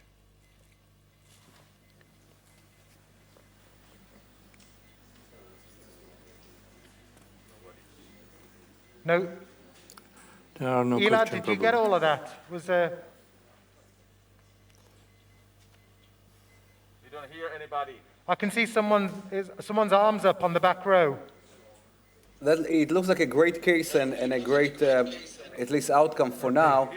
Are you going to ablate the rest of those green dots that shows deep? Yeah, Elad, exactly. I think we've got to future-proof our VT patients. You know, we think this is the clinical VT, but this patient's had a redo VT ablation. This is a redo from a previous ablation a few years ago.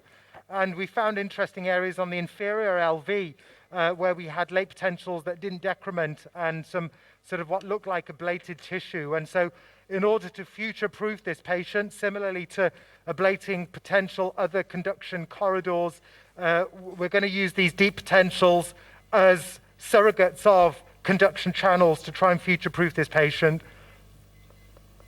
Very, very nice. So it looks like you started with ablating the most specific area that correlated with not only with the presence of deep, but also areas where you had longer stim to QRS with the VT morphology, right?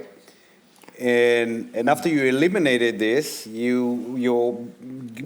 especially given it's a redo case, you're going to address with ablation the other sites that shows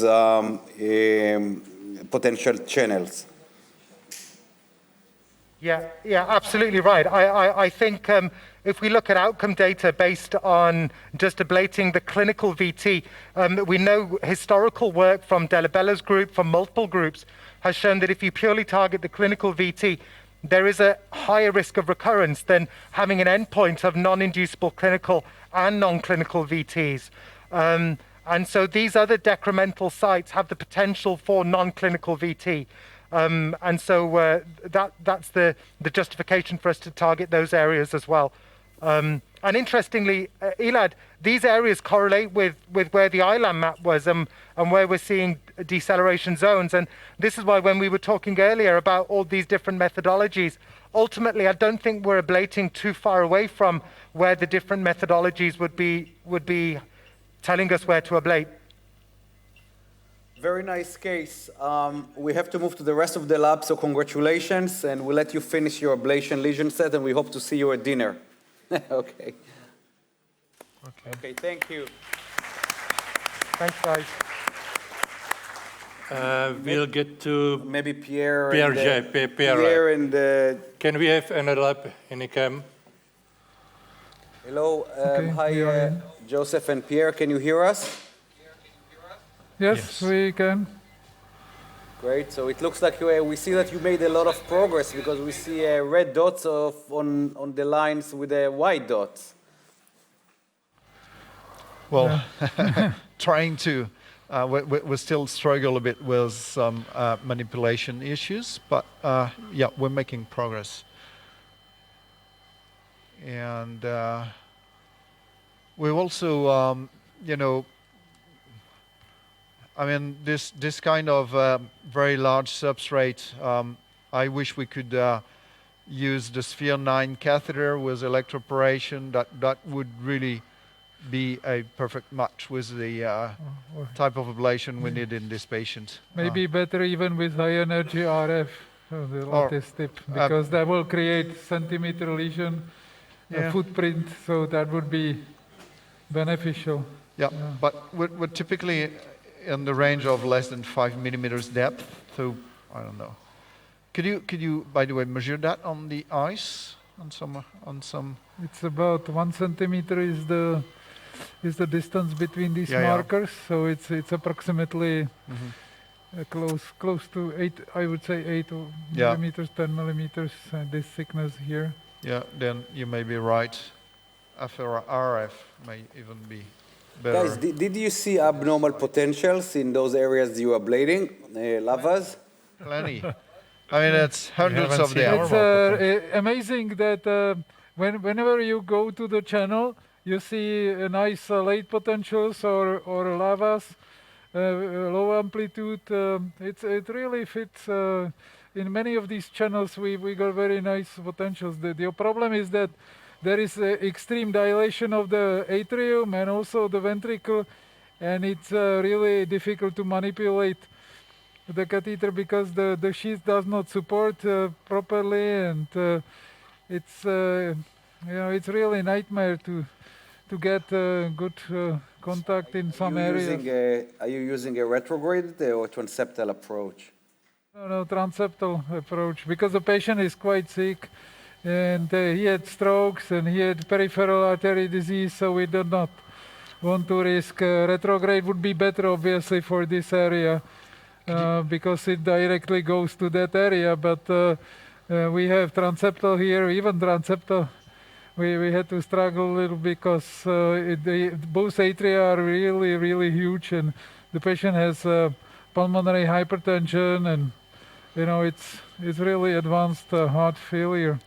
To give you an idea of how dilated the LV is, the end systolic dimension is 77 millimeters. Yeah. So it's really huge. We can just see the size. We can just see the size of the catheter relative to your FAM to understand how big this chamber is.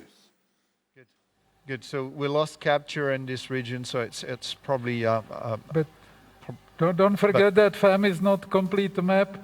It was mainly mapping septal part. This lateral part was not completely mapped, so it's even bigger in reality than the FAM map. Right. And you see it rather on the CT image. You were looking for a nice signal. Look at that. Do you see them? Can they see moving signals? Can you show them this yeah, map we see those beautiful signals. Sorry, map, yeah. the recording from Pruka. Okay. It looks like a VT almost, huh? Yeah, slow. And this is in one of those channels, right? Oh, it was irritation. It is, yes. It is in the middle of the scar. And so I'm not going to burn here because I don't want to, kill everything. I will stay on my in my ablation plan, but you have plenty of abnormal signals everywhere. It's really rich, and not a surprise, of course. Pierre, do you have the any outcome data comparing elimination or targeting those channels to complete lava elimination strategy? No, so we don't have that comparison yet, but we have a randomized controlled trial that is about to start with a control arm with conventional ablation, and then in the study group this approach. So we'll get that, and we'll have this kind of data. And I guess that your hypothesis, or I don't know, at least my hypothesis is that maybe by ablating those channels, you'll be able to apply less ablation and with more specificity and eliminate to the same degree or even better the risk for recurrence. Is that right? Faster procedures, hopefully. Typically, we have, over the last 40 patients we did, well, that was in my presentation, I suspect, but over the last 40 patients we did, we had a mean of less than 2 hours ablation procedures. And again, the vision I have is that the day we cobble this strategy where we have a much faster identification of the targets because of imaging to a superior ablation like the sphere, then we'll probably have VT ablation becoming easy and fast with less risks, so that it's scalable. Because one of the things we are not doing well at present time, I think, is offering ablation to enough patients. So we probably need some easier procedures that can be implemented also in private practice centers that are at the present time considering this ablation as too complex or too dangerous to be part of their program. Okay. So Pierre and Joseph, maybe in the meantime we'll go to Homolka and we'll come back to you. Is that okay? Sure. Yep. They are waiting us with mitral Rasmus. Maybe. Hi, lad. Oh, Dr. Garcia, we thought you were in the restaurant already waiting. We had a 30-minute waiting period, and the one on the right, just keep that image there. Just keep the X-ray, the Pruka. You're both me. I don't think they want to see me in both. Basically, we had shown you two screens, and after 30 minutes, we had no recurrence of PVC, so we took the patient off the table. Don't know if there is any questions or you want anything to review or anything Petrus is doing another case, and I'm happy to answer any questions you have. I will just use one phrase that I remember from David Callans. And when I see you ablate, sometimes I wish that I had the PVC that you could have ablated in me, but I guess I don't have so far. So, anyone have a question? So, Ante? Yeah, that was at the right side. Is the beginning of the One case. second, there is one question for me. Yeah, of course. Dr. Rani. My name is Dhanjal from Split, Croatia. I congratulate you for the straightforward case. It was a single lesion, as I realized. So your energy setting was 40 watts, and you kept, and your intention was to keep there for 3 minutes. It's very unusual approach, at least in Europe. And what is the basis for this? Because as far as we remember from the basic work, the RF lesions do not grow after 40 or 50 seconds. Fermin, did you hear the question? Yes. Yes. No. Can you repeat it? It was something about why did we do 3 minutes with 40 watts, I guess, instead of doing a 20 watts longer duration lesion. I start at 40 watts. I think that the key here is to having close attention to contact force and the vector of orientation. I start at 40 watts because I like in this location to get into the tissue faster, and I know if it's going to work or not. We had completely PVC elimination in 5 seconds, 4.5 seconds. And then we did a longer lesion, monitor on ice. I look at the lesion kind of developing. I think certainly the tissue became white. If I had a thicker tissue and the idea is to try to penetrate deeper, I might attempt certainly what you are describing as a lower power, longer duration lesion to try to get deeper in the tissue. And I think more than anything, deeper in the tissue without the risk of a steam pop. So you start at a lower watt setting. This is what I've been doing for the PVCs that I suspect are closer to the mid-myocardium based on mapping. I understand what you're saying. I guess either way would work as long as you're monitoring your application carefully to prevent any complications. I think for me, the question is, in this case where you had elimination after 5 seconds, you know that you don't need to penetrate so deep, so why did you continue and do such a long lesion? Because if I had exactly an idea where this was coming from, maybe I would have stopped at 60. A lot of times we see that when you stop early, then you have late recurrence of the PVC, maybe with a different exit and a different QRS. So, I think certainly 3 minutes sounds like a longer lesion than 60. I don't think it's particularly long. I think you get one chance. I think that coming back after you move for the catheter move creates then a second lesion on top of edema. I think you sometimes get one shot and you want to have a good lesion. What we didn't do is put any more lesions. We stopped there. Yeah. Now, and the other thing I want to say, Auntie, is that for me, looking on the ice all the time. Now, we used to guide ablation when many times we don't look with ice. Now, you can see if you have if you have a pop about to occur, you will see this on ice too. So I think as long as you look on ice, this is not a workflow that European electrophysiologists will follow easily because they don't use ice. And that manner, I know, Dr. Garcia, are you using ablation index? What would be the correlate? What do you mean? What do you think? Have you ever tried to calculate? What would be the correlate on the ablation index of your lesion today? It's probably more than 600 for sure. I also move a little bit. It's not that I'm in one spot constantly.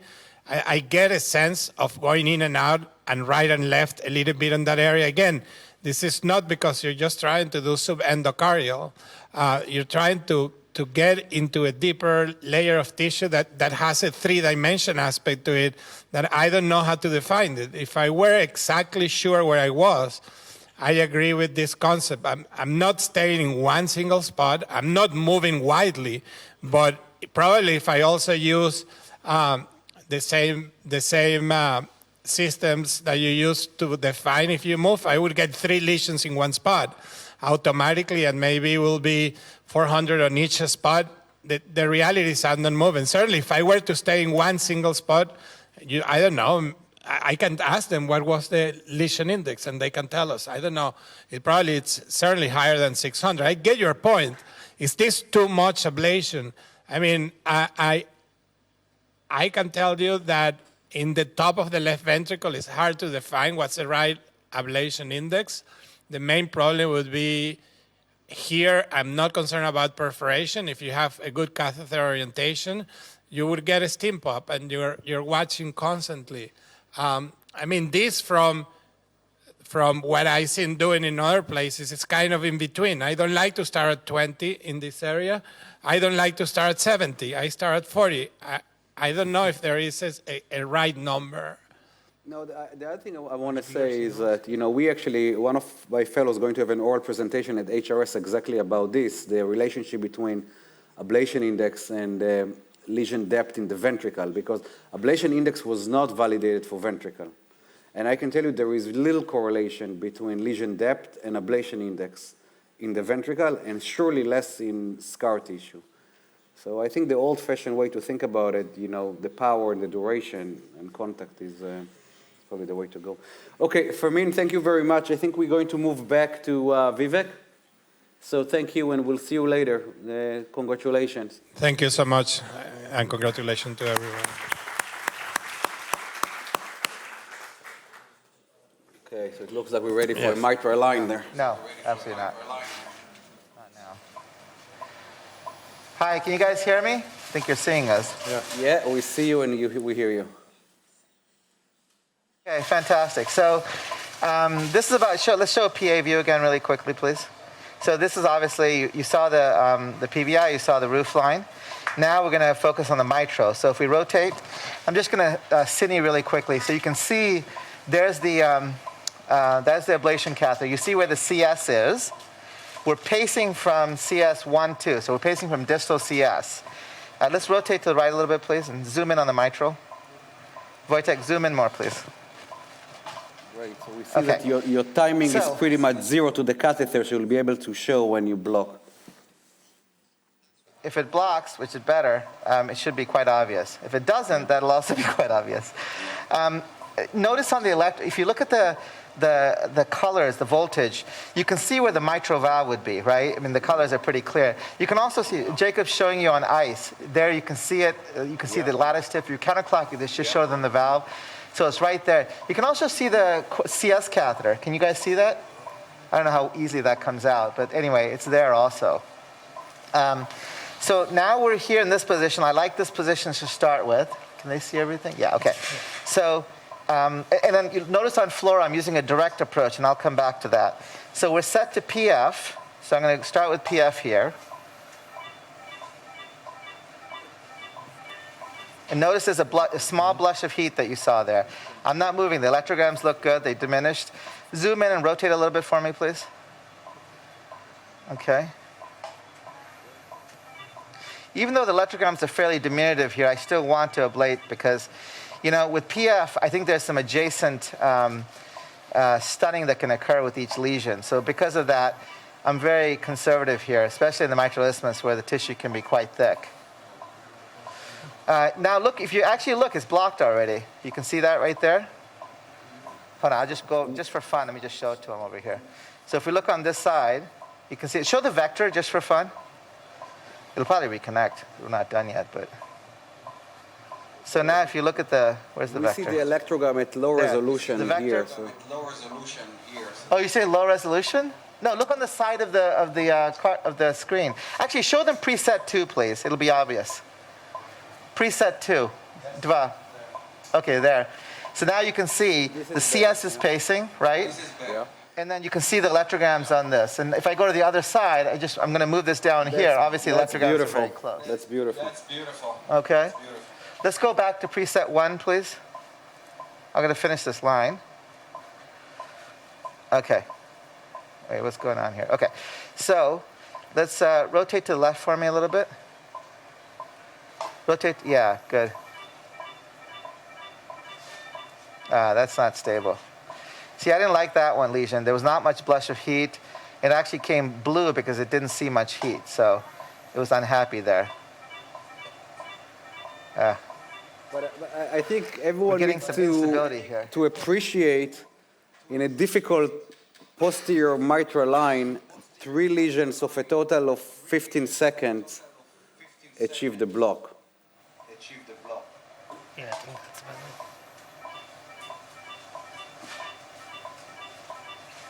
This has some blush. I want to do one more right here, yeah. I think just like with RF, I think stability is absolutely key. Now, just for fun, let's do a quick map just to show them how we do the map. So during CS pacing, let's just do a quick map here. So this is the remap function. It comes up black like this, and then we're going to start. Just do activation, please.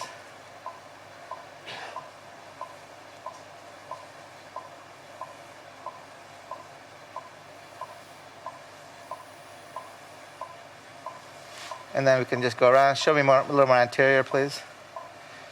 And it just becomes obvious here. You guys, open up the window so that it's... Oh, that's V. That's the problem. Okay, fine. I had to come back here. The purple there is the ventricle. We just set our window a little bit too generous. That's okay. So Wojtek just fixed that window here. Okay, good. Let's just go below the line. Okay, show me posterior there. Let's open up the color window. It's all purple. Okay. So you can see it's blocked there. The second thing we can do is let's paste the ablation catheter.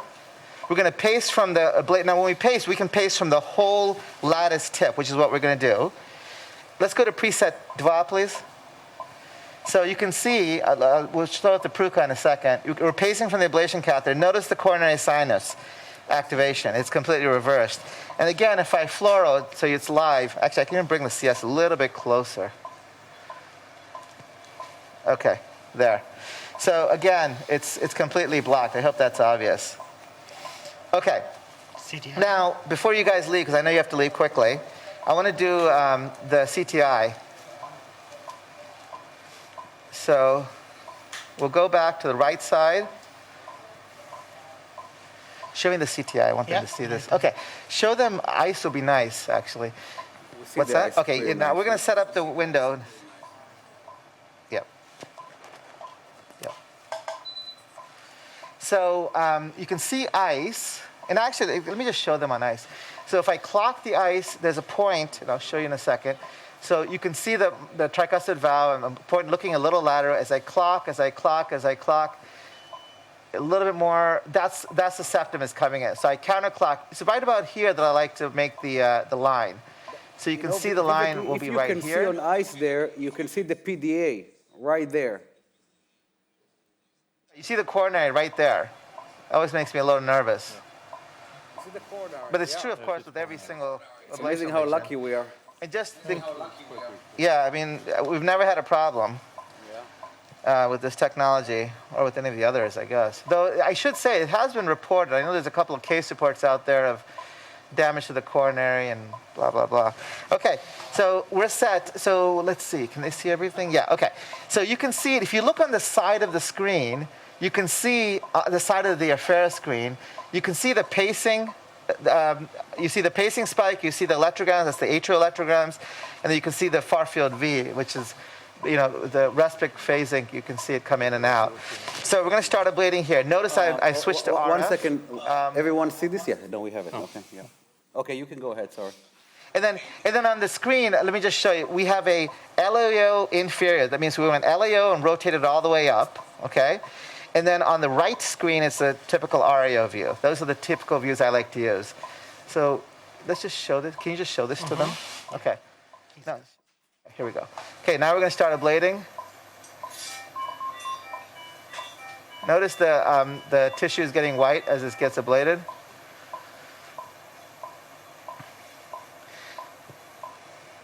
And then let's do. Notice the blush of heat on this. One of the nice things about this is that you have the whole thing is ablative, meaning even on the back part of it is ablative.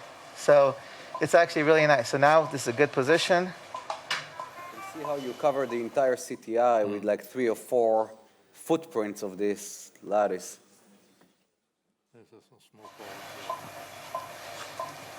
Now come back a little bit further.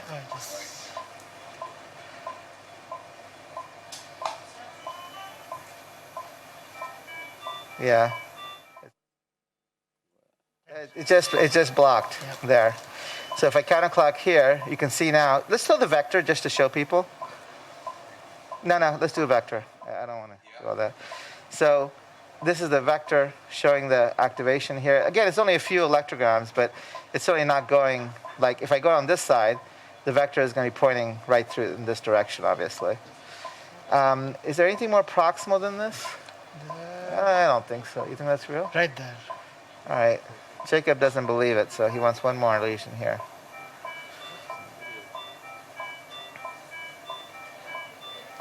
Okay, and that's the CTI line. You want to create a map and show them? You want to just create a? Okay, let's go ahead and create a map. Yeah, it's probably worthwhile. They haven't really seen how the map is created. Do you guys have time, or I don't know how you're doing? We have a minute or two if you want to summarize the case while you do the map. Actually, it's really boring to map here. I want to show you something else instead. I'm going to just take the catheter out. I want to show them the catheter. Can you just flush this guy? So can you show the live? We'll go live on live. You guys, can we go to the live camera? I want them to see this catheter tip. Can they see it? Can you zoom in a little bit? I just want to show them the tip because I think it's really sort of neat. If we just focus on here, not on me. Yeah. Okay. Hopefully you can see the tip. So the handle, they're frozen. Okay, now I can see it. Okay. So notice the tip, and it's compressible. Hopefully you can see that. Is that obvious? Yeah. Okay, that's the main thing I want to show. I think that's such a critical aspect of it because it gives stability. You can zoom out just a little bit. I want to show them the handle and everything. So this is a bidirectional catheter. Zoom out, proceed. No, the other way. Yeah, good. And so it's bidirectional, so it deflects in one direction or the other direction, of course. It's interesting, it has these controls. So there are a couple of things, we didn't use them today because there's too much going on, but you can actually start mapping, stop mapping, and a few other little things that are sort of neat. This is an 8 French, actually I think it's, it's an 8 French catheter, so we've put it through a typical deflectable sheath, or non-deflectable if you so desire. So that was really, I just want to show the catheter itself. And then, let me just show, and the final thing we will do, we just want to verify that everything looks good. So there, no pericardial effusion, of course. And I think that's good, right? Okay, good. Any final questions or comments? Any questions from the audience? Are they there? Questions from the audience? Everyone's ready. Maybe they're all at lunch, at dinner. No, so thank you we have 15 minutes if you want to put another patient on the table. But otherwise, thank you very much. Excellent case. Next door, actually. What? You have another one? I do have one next door. So thank you very much. So thank you very much, guys.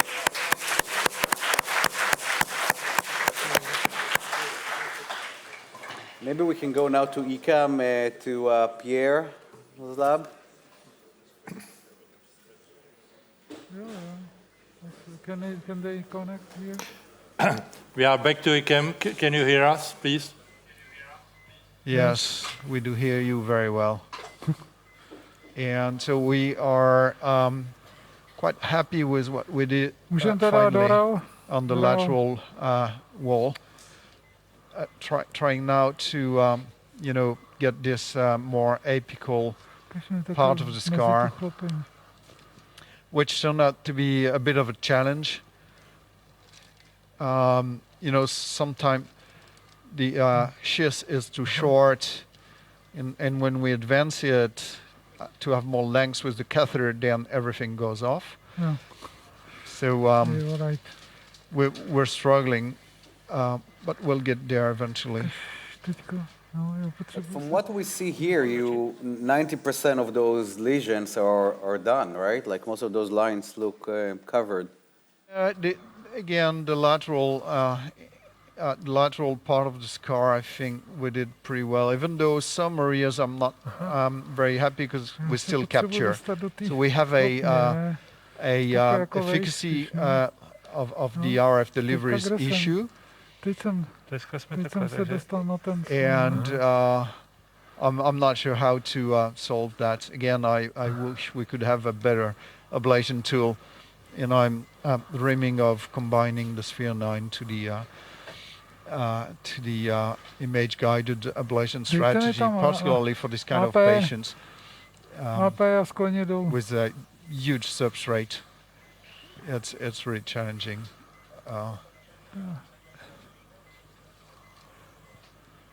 So Joseph is now trying to get to the apex with the ablation catheter. The problem is it really bends down all the sheaths. And again, it would be easier probably with a retroaortic approach. Yeah, of course. But for safety reasons, we did not consider that option. But where I am now, can you bend it down? No. Here we are. Lateral. The lateral wall, Okay, where are you now? Inferior lateral. Okay, this one. This is what I wanted. So we now have a large loop. Můžeme to ukázat, kde jsme pořádně. Jo, teď jsme na septum, můžeme to otočit na septum. Můžeme tu mapu otočit na septum, OK, perfect.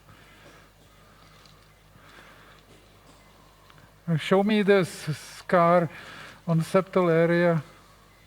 And we transiently got a VT, which morphology was possibly compatible with this apical scar. So, we really would like to ablate there as well.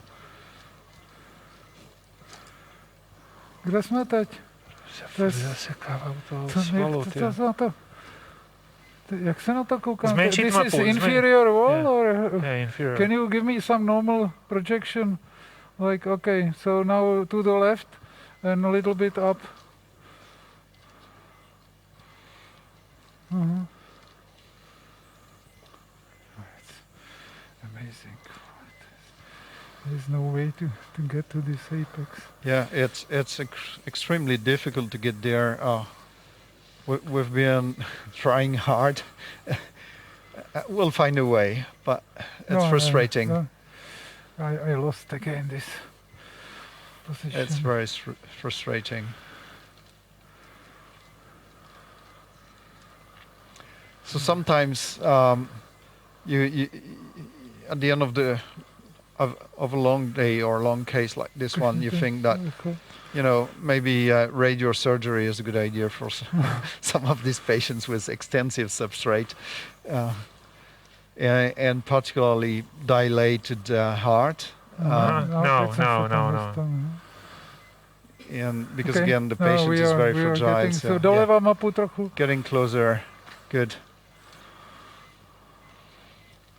But you see, it's very unusual that it's so difficult to reach the apex. Typically, it is pretty simple.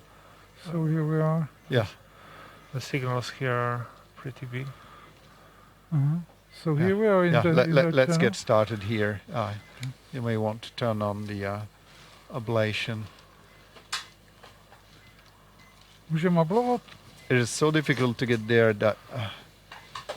Cože? Já můžu klidně, mě to neabluje. And we lost ablation apparently. Not sure why. Here. Now it works. Tak můžu? Okay, so we're right in the channel. 30 watts.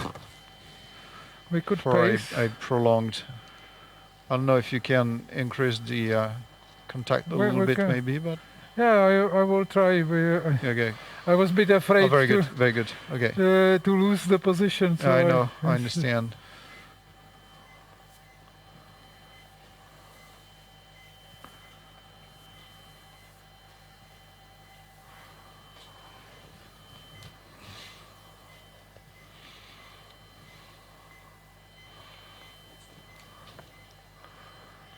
At some point of time, we'll pace map here, maybe, to see what the morphology looks like.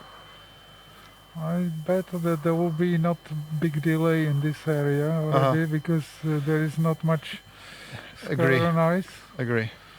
And even on the CT scan, it's not the big one. Can we pace from here? There is no delay. There's almost no delay. Can you show us how it looks like in 12 lead?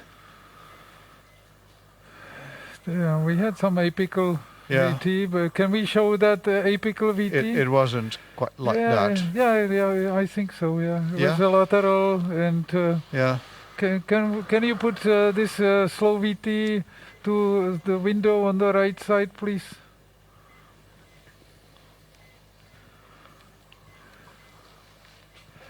No, do pravýho okna dát pomalou komorovou tachykardii.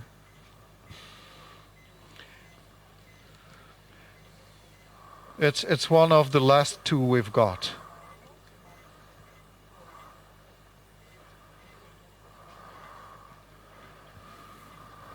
May I suggest that we keep ablating in the meantime, because we...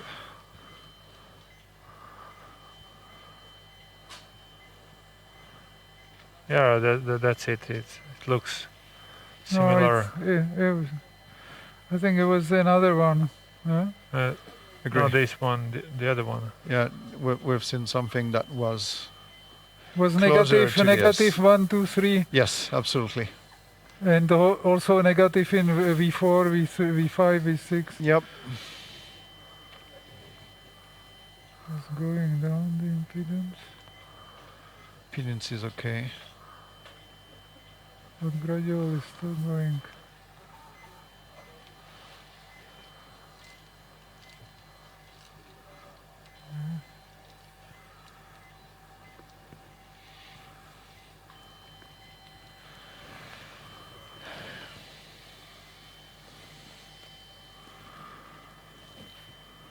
Yeah, that one. That one. Okay. Yeah, could you compare that to the pace map we just did? Put it to the right window, and then we will pace from here. It's not the same. No. I don't think it's the same.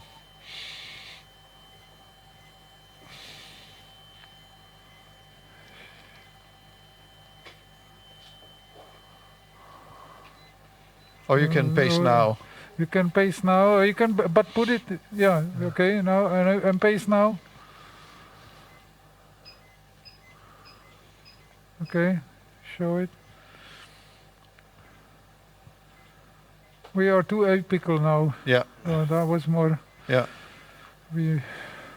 But somewhere in between this and the scar. Yeah. Can you rotate to the left? So I will try to map this slightly. So the thing is, maybe we can pace here somewhere. We may have to connect the apical to the lateral scar. Yeah, this I think will be better. Yeah. See, it starts to. Yeah, absolutely, absolutely. So could you reduce the transparency so that we see the wall thickness better? No. So you don't. Yeah, lower because it's.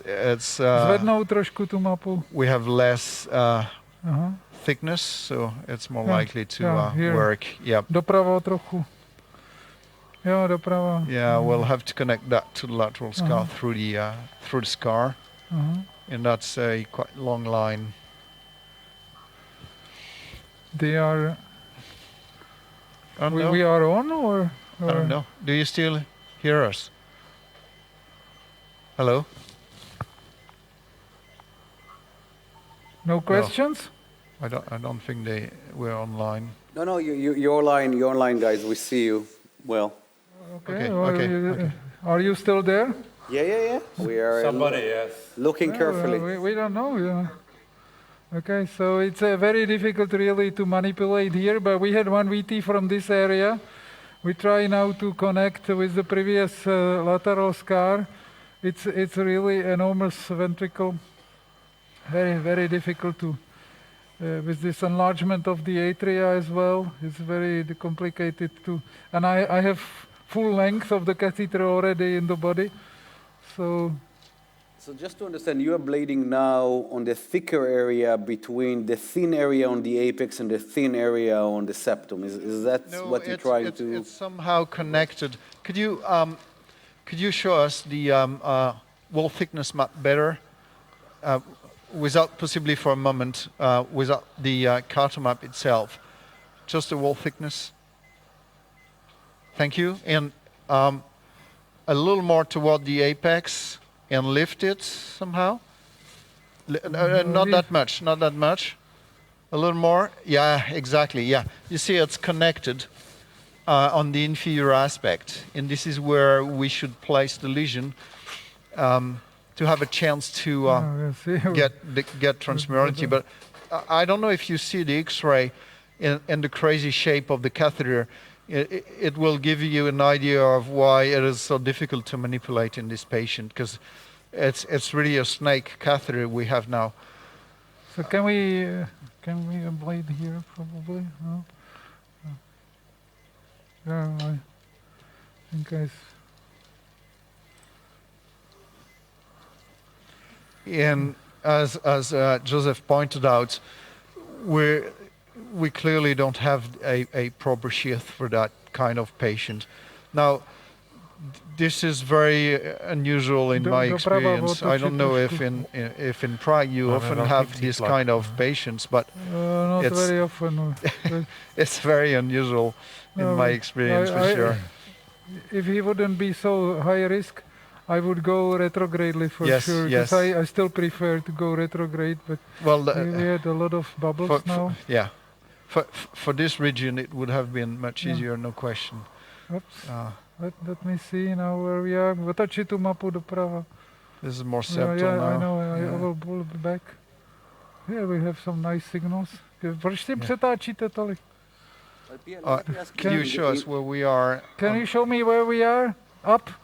A little bit up? And more lateral, probably. Original map, there was no line connecting those septal scar to the apical scar. Is that right? Yeah, that's absolutely correct. But I think we have to. There is a channel there which has not been drawn by the radiologist, but it's there between the apical scar and the apical dent scar and the lateral. They're clearly connected by an area where we are in the 3 millimeters range that we have to take care of. It's very unfortunate because it's a long line, but we really have to do something here and ablate that region. The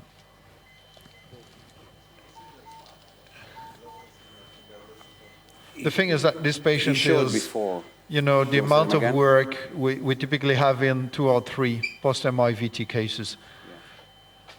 So, it looks like you have a very good strategy, and the imaging is very nice. What you're lacking, and that's not your role to show here, is an ablation, adequate ablation tool. That's what is missing here. It's not the diagnostic tool, it's the ablation tool. Generally thinking, if you look at the footprint by a Sphere 9 or a Farflex, they're about 1 centimeter, and so most channels would be, ablated with one site delivery, and of course several repetitions if you use pulse field ablation. But this is really the way to go in the future. Well done, Joseph. Look, the audience would like to see some signals from this channel. If you can show one example before you ablate, maybe. Can you show them the signals, please, from running screen? We see them very well. It's unfortunate that you don't. We see them on the proximal now. You have to ask. Yeah, exactly. And it's fractionated on distal as well. It's just that we don't see it very well. Look at on the mechanical bits. It's very fractionated on distal as well, with some very early signal from time to time. Yeah.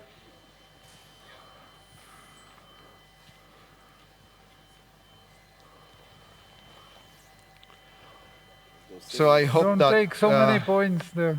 Doron Halev is going to watch this case in, well, Yes. you know. The electrograms doesn't I seem persuade to go him away. to start with VT ablation as well. Yeah, that's really a perfect tool for what we need for VT ablation. Stop. I think the only thing, Pierre and Joseph, is instead of sphere 9, maybe we need a sphere 15. Yeah. Oh, not necessarily. I think we did some of these ablations with sphere 9, with RF, and it was pretty good. I mean, the footprint is nice, and the lesion size is also good. Můžeme to zvednout víc? Not sure where you are here. Yeah, okay. I'm connecting to that. Mm-hmm. So I still think sphere 9 would work for most cases. And even if you need, in this case, you probably need two sites to connect the apex to the inferior lateral scar. Yeah. But it's nothing as compared to the nightmare we are experiencing at the present time. I just want to make sure that the audience understand when we are looking at the sphere 9 is the catheter that you saw used with pulse field ablation in the ventricle, in the atrium, in Homolka. But this catheter can also deliver RF and PF, but in RF mode, as compared to the 30 watts we're delivering with the thermocool, you can deliver 400, 500 watts with a much lower current density, so you can do it safer without causing a steam pop. So you can hit so much more tissue, volume of tissue, safely. Yeah, very good, very good. The other aspect, Elad, and I know you noticed that as well, is that the sphere 9 gives you an amazing stability. Yeah. It's deformable, and it kinds of anchor in the tissue, with some of the tissue being, indented in the lattice structure of the catheter. In some areas here, it would have been super helpful. We had some stability issues as well. From time to time. That's what I like about the catheter, because it's a rough surface and it will stabilize on the tissue, not sliding, and it's also softer, so you can hook it really on the tissue with some mild pressure. Yep. So it's really nice catheter, and maneuverability is excellent. I mean. Pierre, can I ask you one question about the imaging? Sure. So we know that the heart is three-dimensional, and you have all those papillary muscles, and those papillary muscles tends also to be many times involved with the scarring. Now, the maps that you show with the channels and like this, it looks very two-dimensional, right? At least from the views you're sharing. But there is any way that the music software can actually show like the real three-dimensionality, including all the crevices inside the chamber, which is more complex than just like an outside shell. Impatient to get this kind of software. We're working on that. There are some technical challenges. If you don't want to wear special goggles, there are some challenges to be able to give you some 3D rendering while having a 2D screen, basically. But hopefully we'll get there. And I think you're right. It would be really nice. Yeah. I've seen some prototypes. I'm not entirely happy with where we are at present time.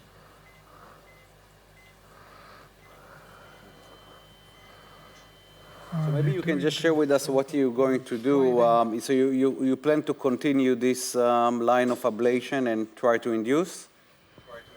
Yes, absolutely. Okay. So I think we'll just at this point conclude and thank you for the case, so you can actually focus on getting the hard work done without having us watching you. I think we understand the concept, we understand the challenges. There is any conclusions from your end that you want to share with us? Yeah, well, that's a somehow atypical patient, very fragile, in whom working in sinus rhythm makes a lot of sense as compared to inducing different VT morphologies. We've seen, I think, I don't know, 5, 7 morphologies, so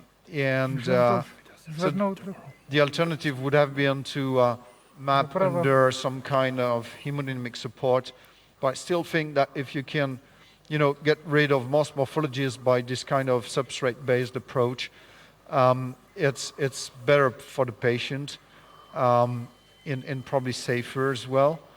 So hopefully we'll be able to complete these ablation lines and reach non-inducibility, or just one morphology left. As I told you, when you have a very progressive transition in the wall thickness, as it is in the lateral and superior aspect in this patient, it's likely that you can have some fast and polymorphic VD coming from that periphery of the scar. So I prefer having scars where you have an abrupt transition to healthy tissue. This is less arrhythmogenic, but we'll see what we get. And hopefully I fully agree with this approach that we also try to do, especially in high-risk patients, rather than put them in general anesthesia and do on pump. It's better to do, in my opinion, as much as possible of substrate modification without inducing. And this is a much lower risk. And the complication rate is generally low, I mean, in these patients. I cannot get a higher contact here because it's sliding already towards the apex if I push a little more. But, I mean, we already did some work on this channel in between the apical area and the lateral wall, and it's a huge scar on ice, visible also, as you could see probably. We have some episodes of whitening. We had some pops also, so we don't want to be really risky. One last point maybe, Elad, is that because you get imaging done before VT ablation anyway, it's recommended. And when you get this kind of 3D model twin of your patient, then you can really anticipate how much time you will be in the lab and how difficult this is going to be. And I also think that from a planning perspective, it helps. You could even think about, centers who are not keen to treat such an extended substrate that would refer straight to a academic center maybe. Yeah, absolutely right, Pierre. And also I think it's really impressive how these sick patients right now tolerate all of this procedure with complete hemodynamic stability, because you don't have to induce and do a lot of pacing maneuvers. So I think that's also important. So thank you very much, guys. Actually, they want us to go to the second lab in IKEM. There is some update over there. Yes. So thank you very much for sharing the case with us, and we really appreciate your hard work. Thank you. Thank you very much. Excellent. Okay, we're back with you guys. Yep, great. So we've wrapped up. Patient's gone back to the ward. Just wanted to show you a couple of things. So you can see on the VT activation map, the green dots are where we manually tag those decrementing evoked potentials. Our ablation lesion set, 15 minutes of ablation time, covered all those deep areas and the mid-diastolic isthmus. And at final VT stim, if we just flip to the ECGs of the final VT stim, we induced clinical VT very easily with 2 extras. And here at the final VT stim with 3 extras to VERP, no further clinical or non-clinical VT inducible. So we're happy with our endpoint for this patient today. That's very impressive, and a very little amount of RF, I must say. Any questions from the audience? Can you show again the final lesion set, the map? Yep. Yeah, so on the system, the EnsideX system at the moment, you can see the red tags are the final lesions, and the green tags are where we manually tag the deep potentials. This is the VT isthmus, so we had, you know, the decrementing tags here, Elad, really highlighted the isthmus here like a runway. And so we ablated... just to explain to us, this propagation map is in VT? Correct. This is a VT activation map. That's the so VT activation. we had sustained... So we had sustained monomorphic VT. We had 2 VTs in this case. The first VT was using this isthmus, the same isthmus. However, conduction was from inferior to anterior along the septum.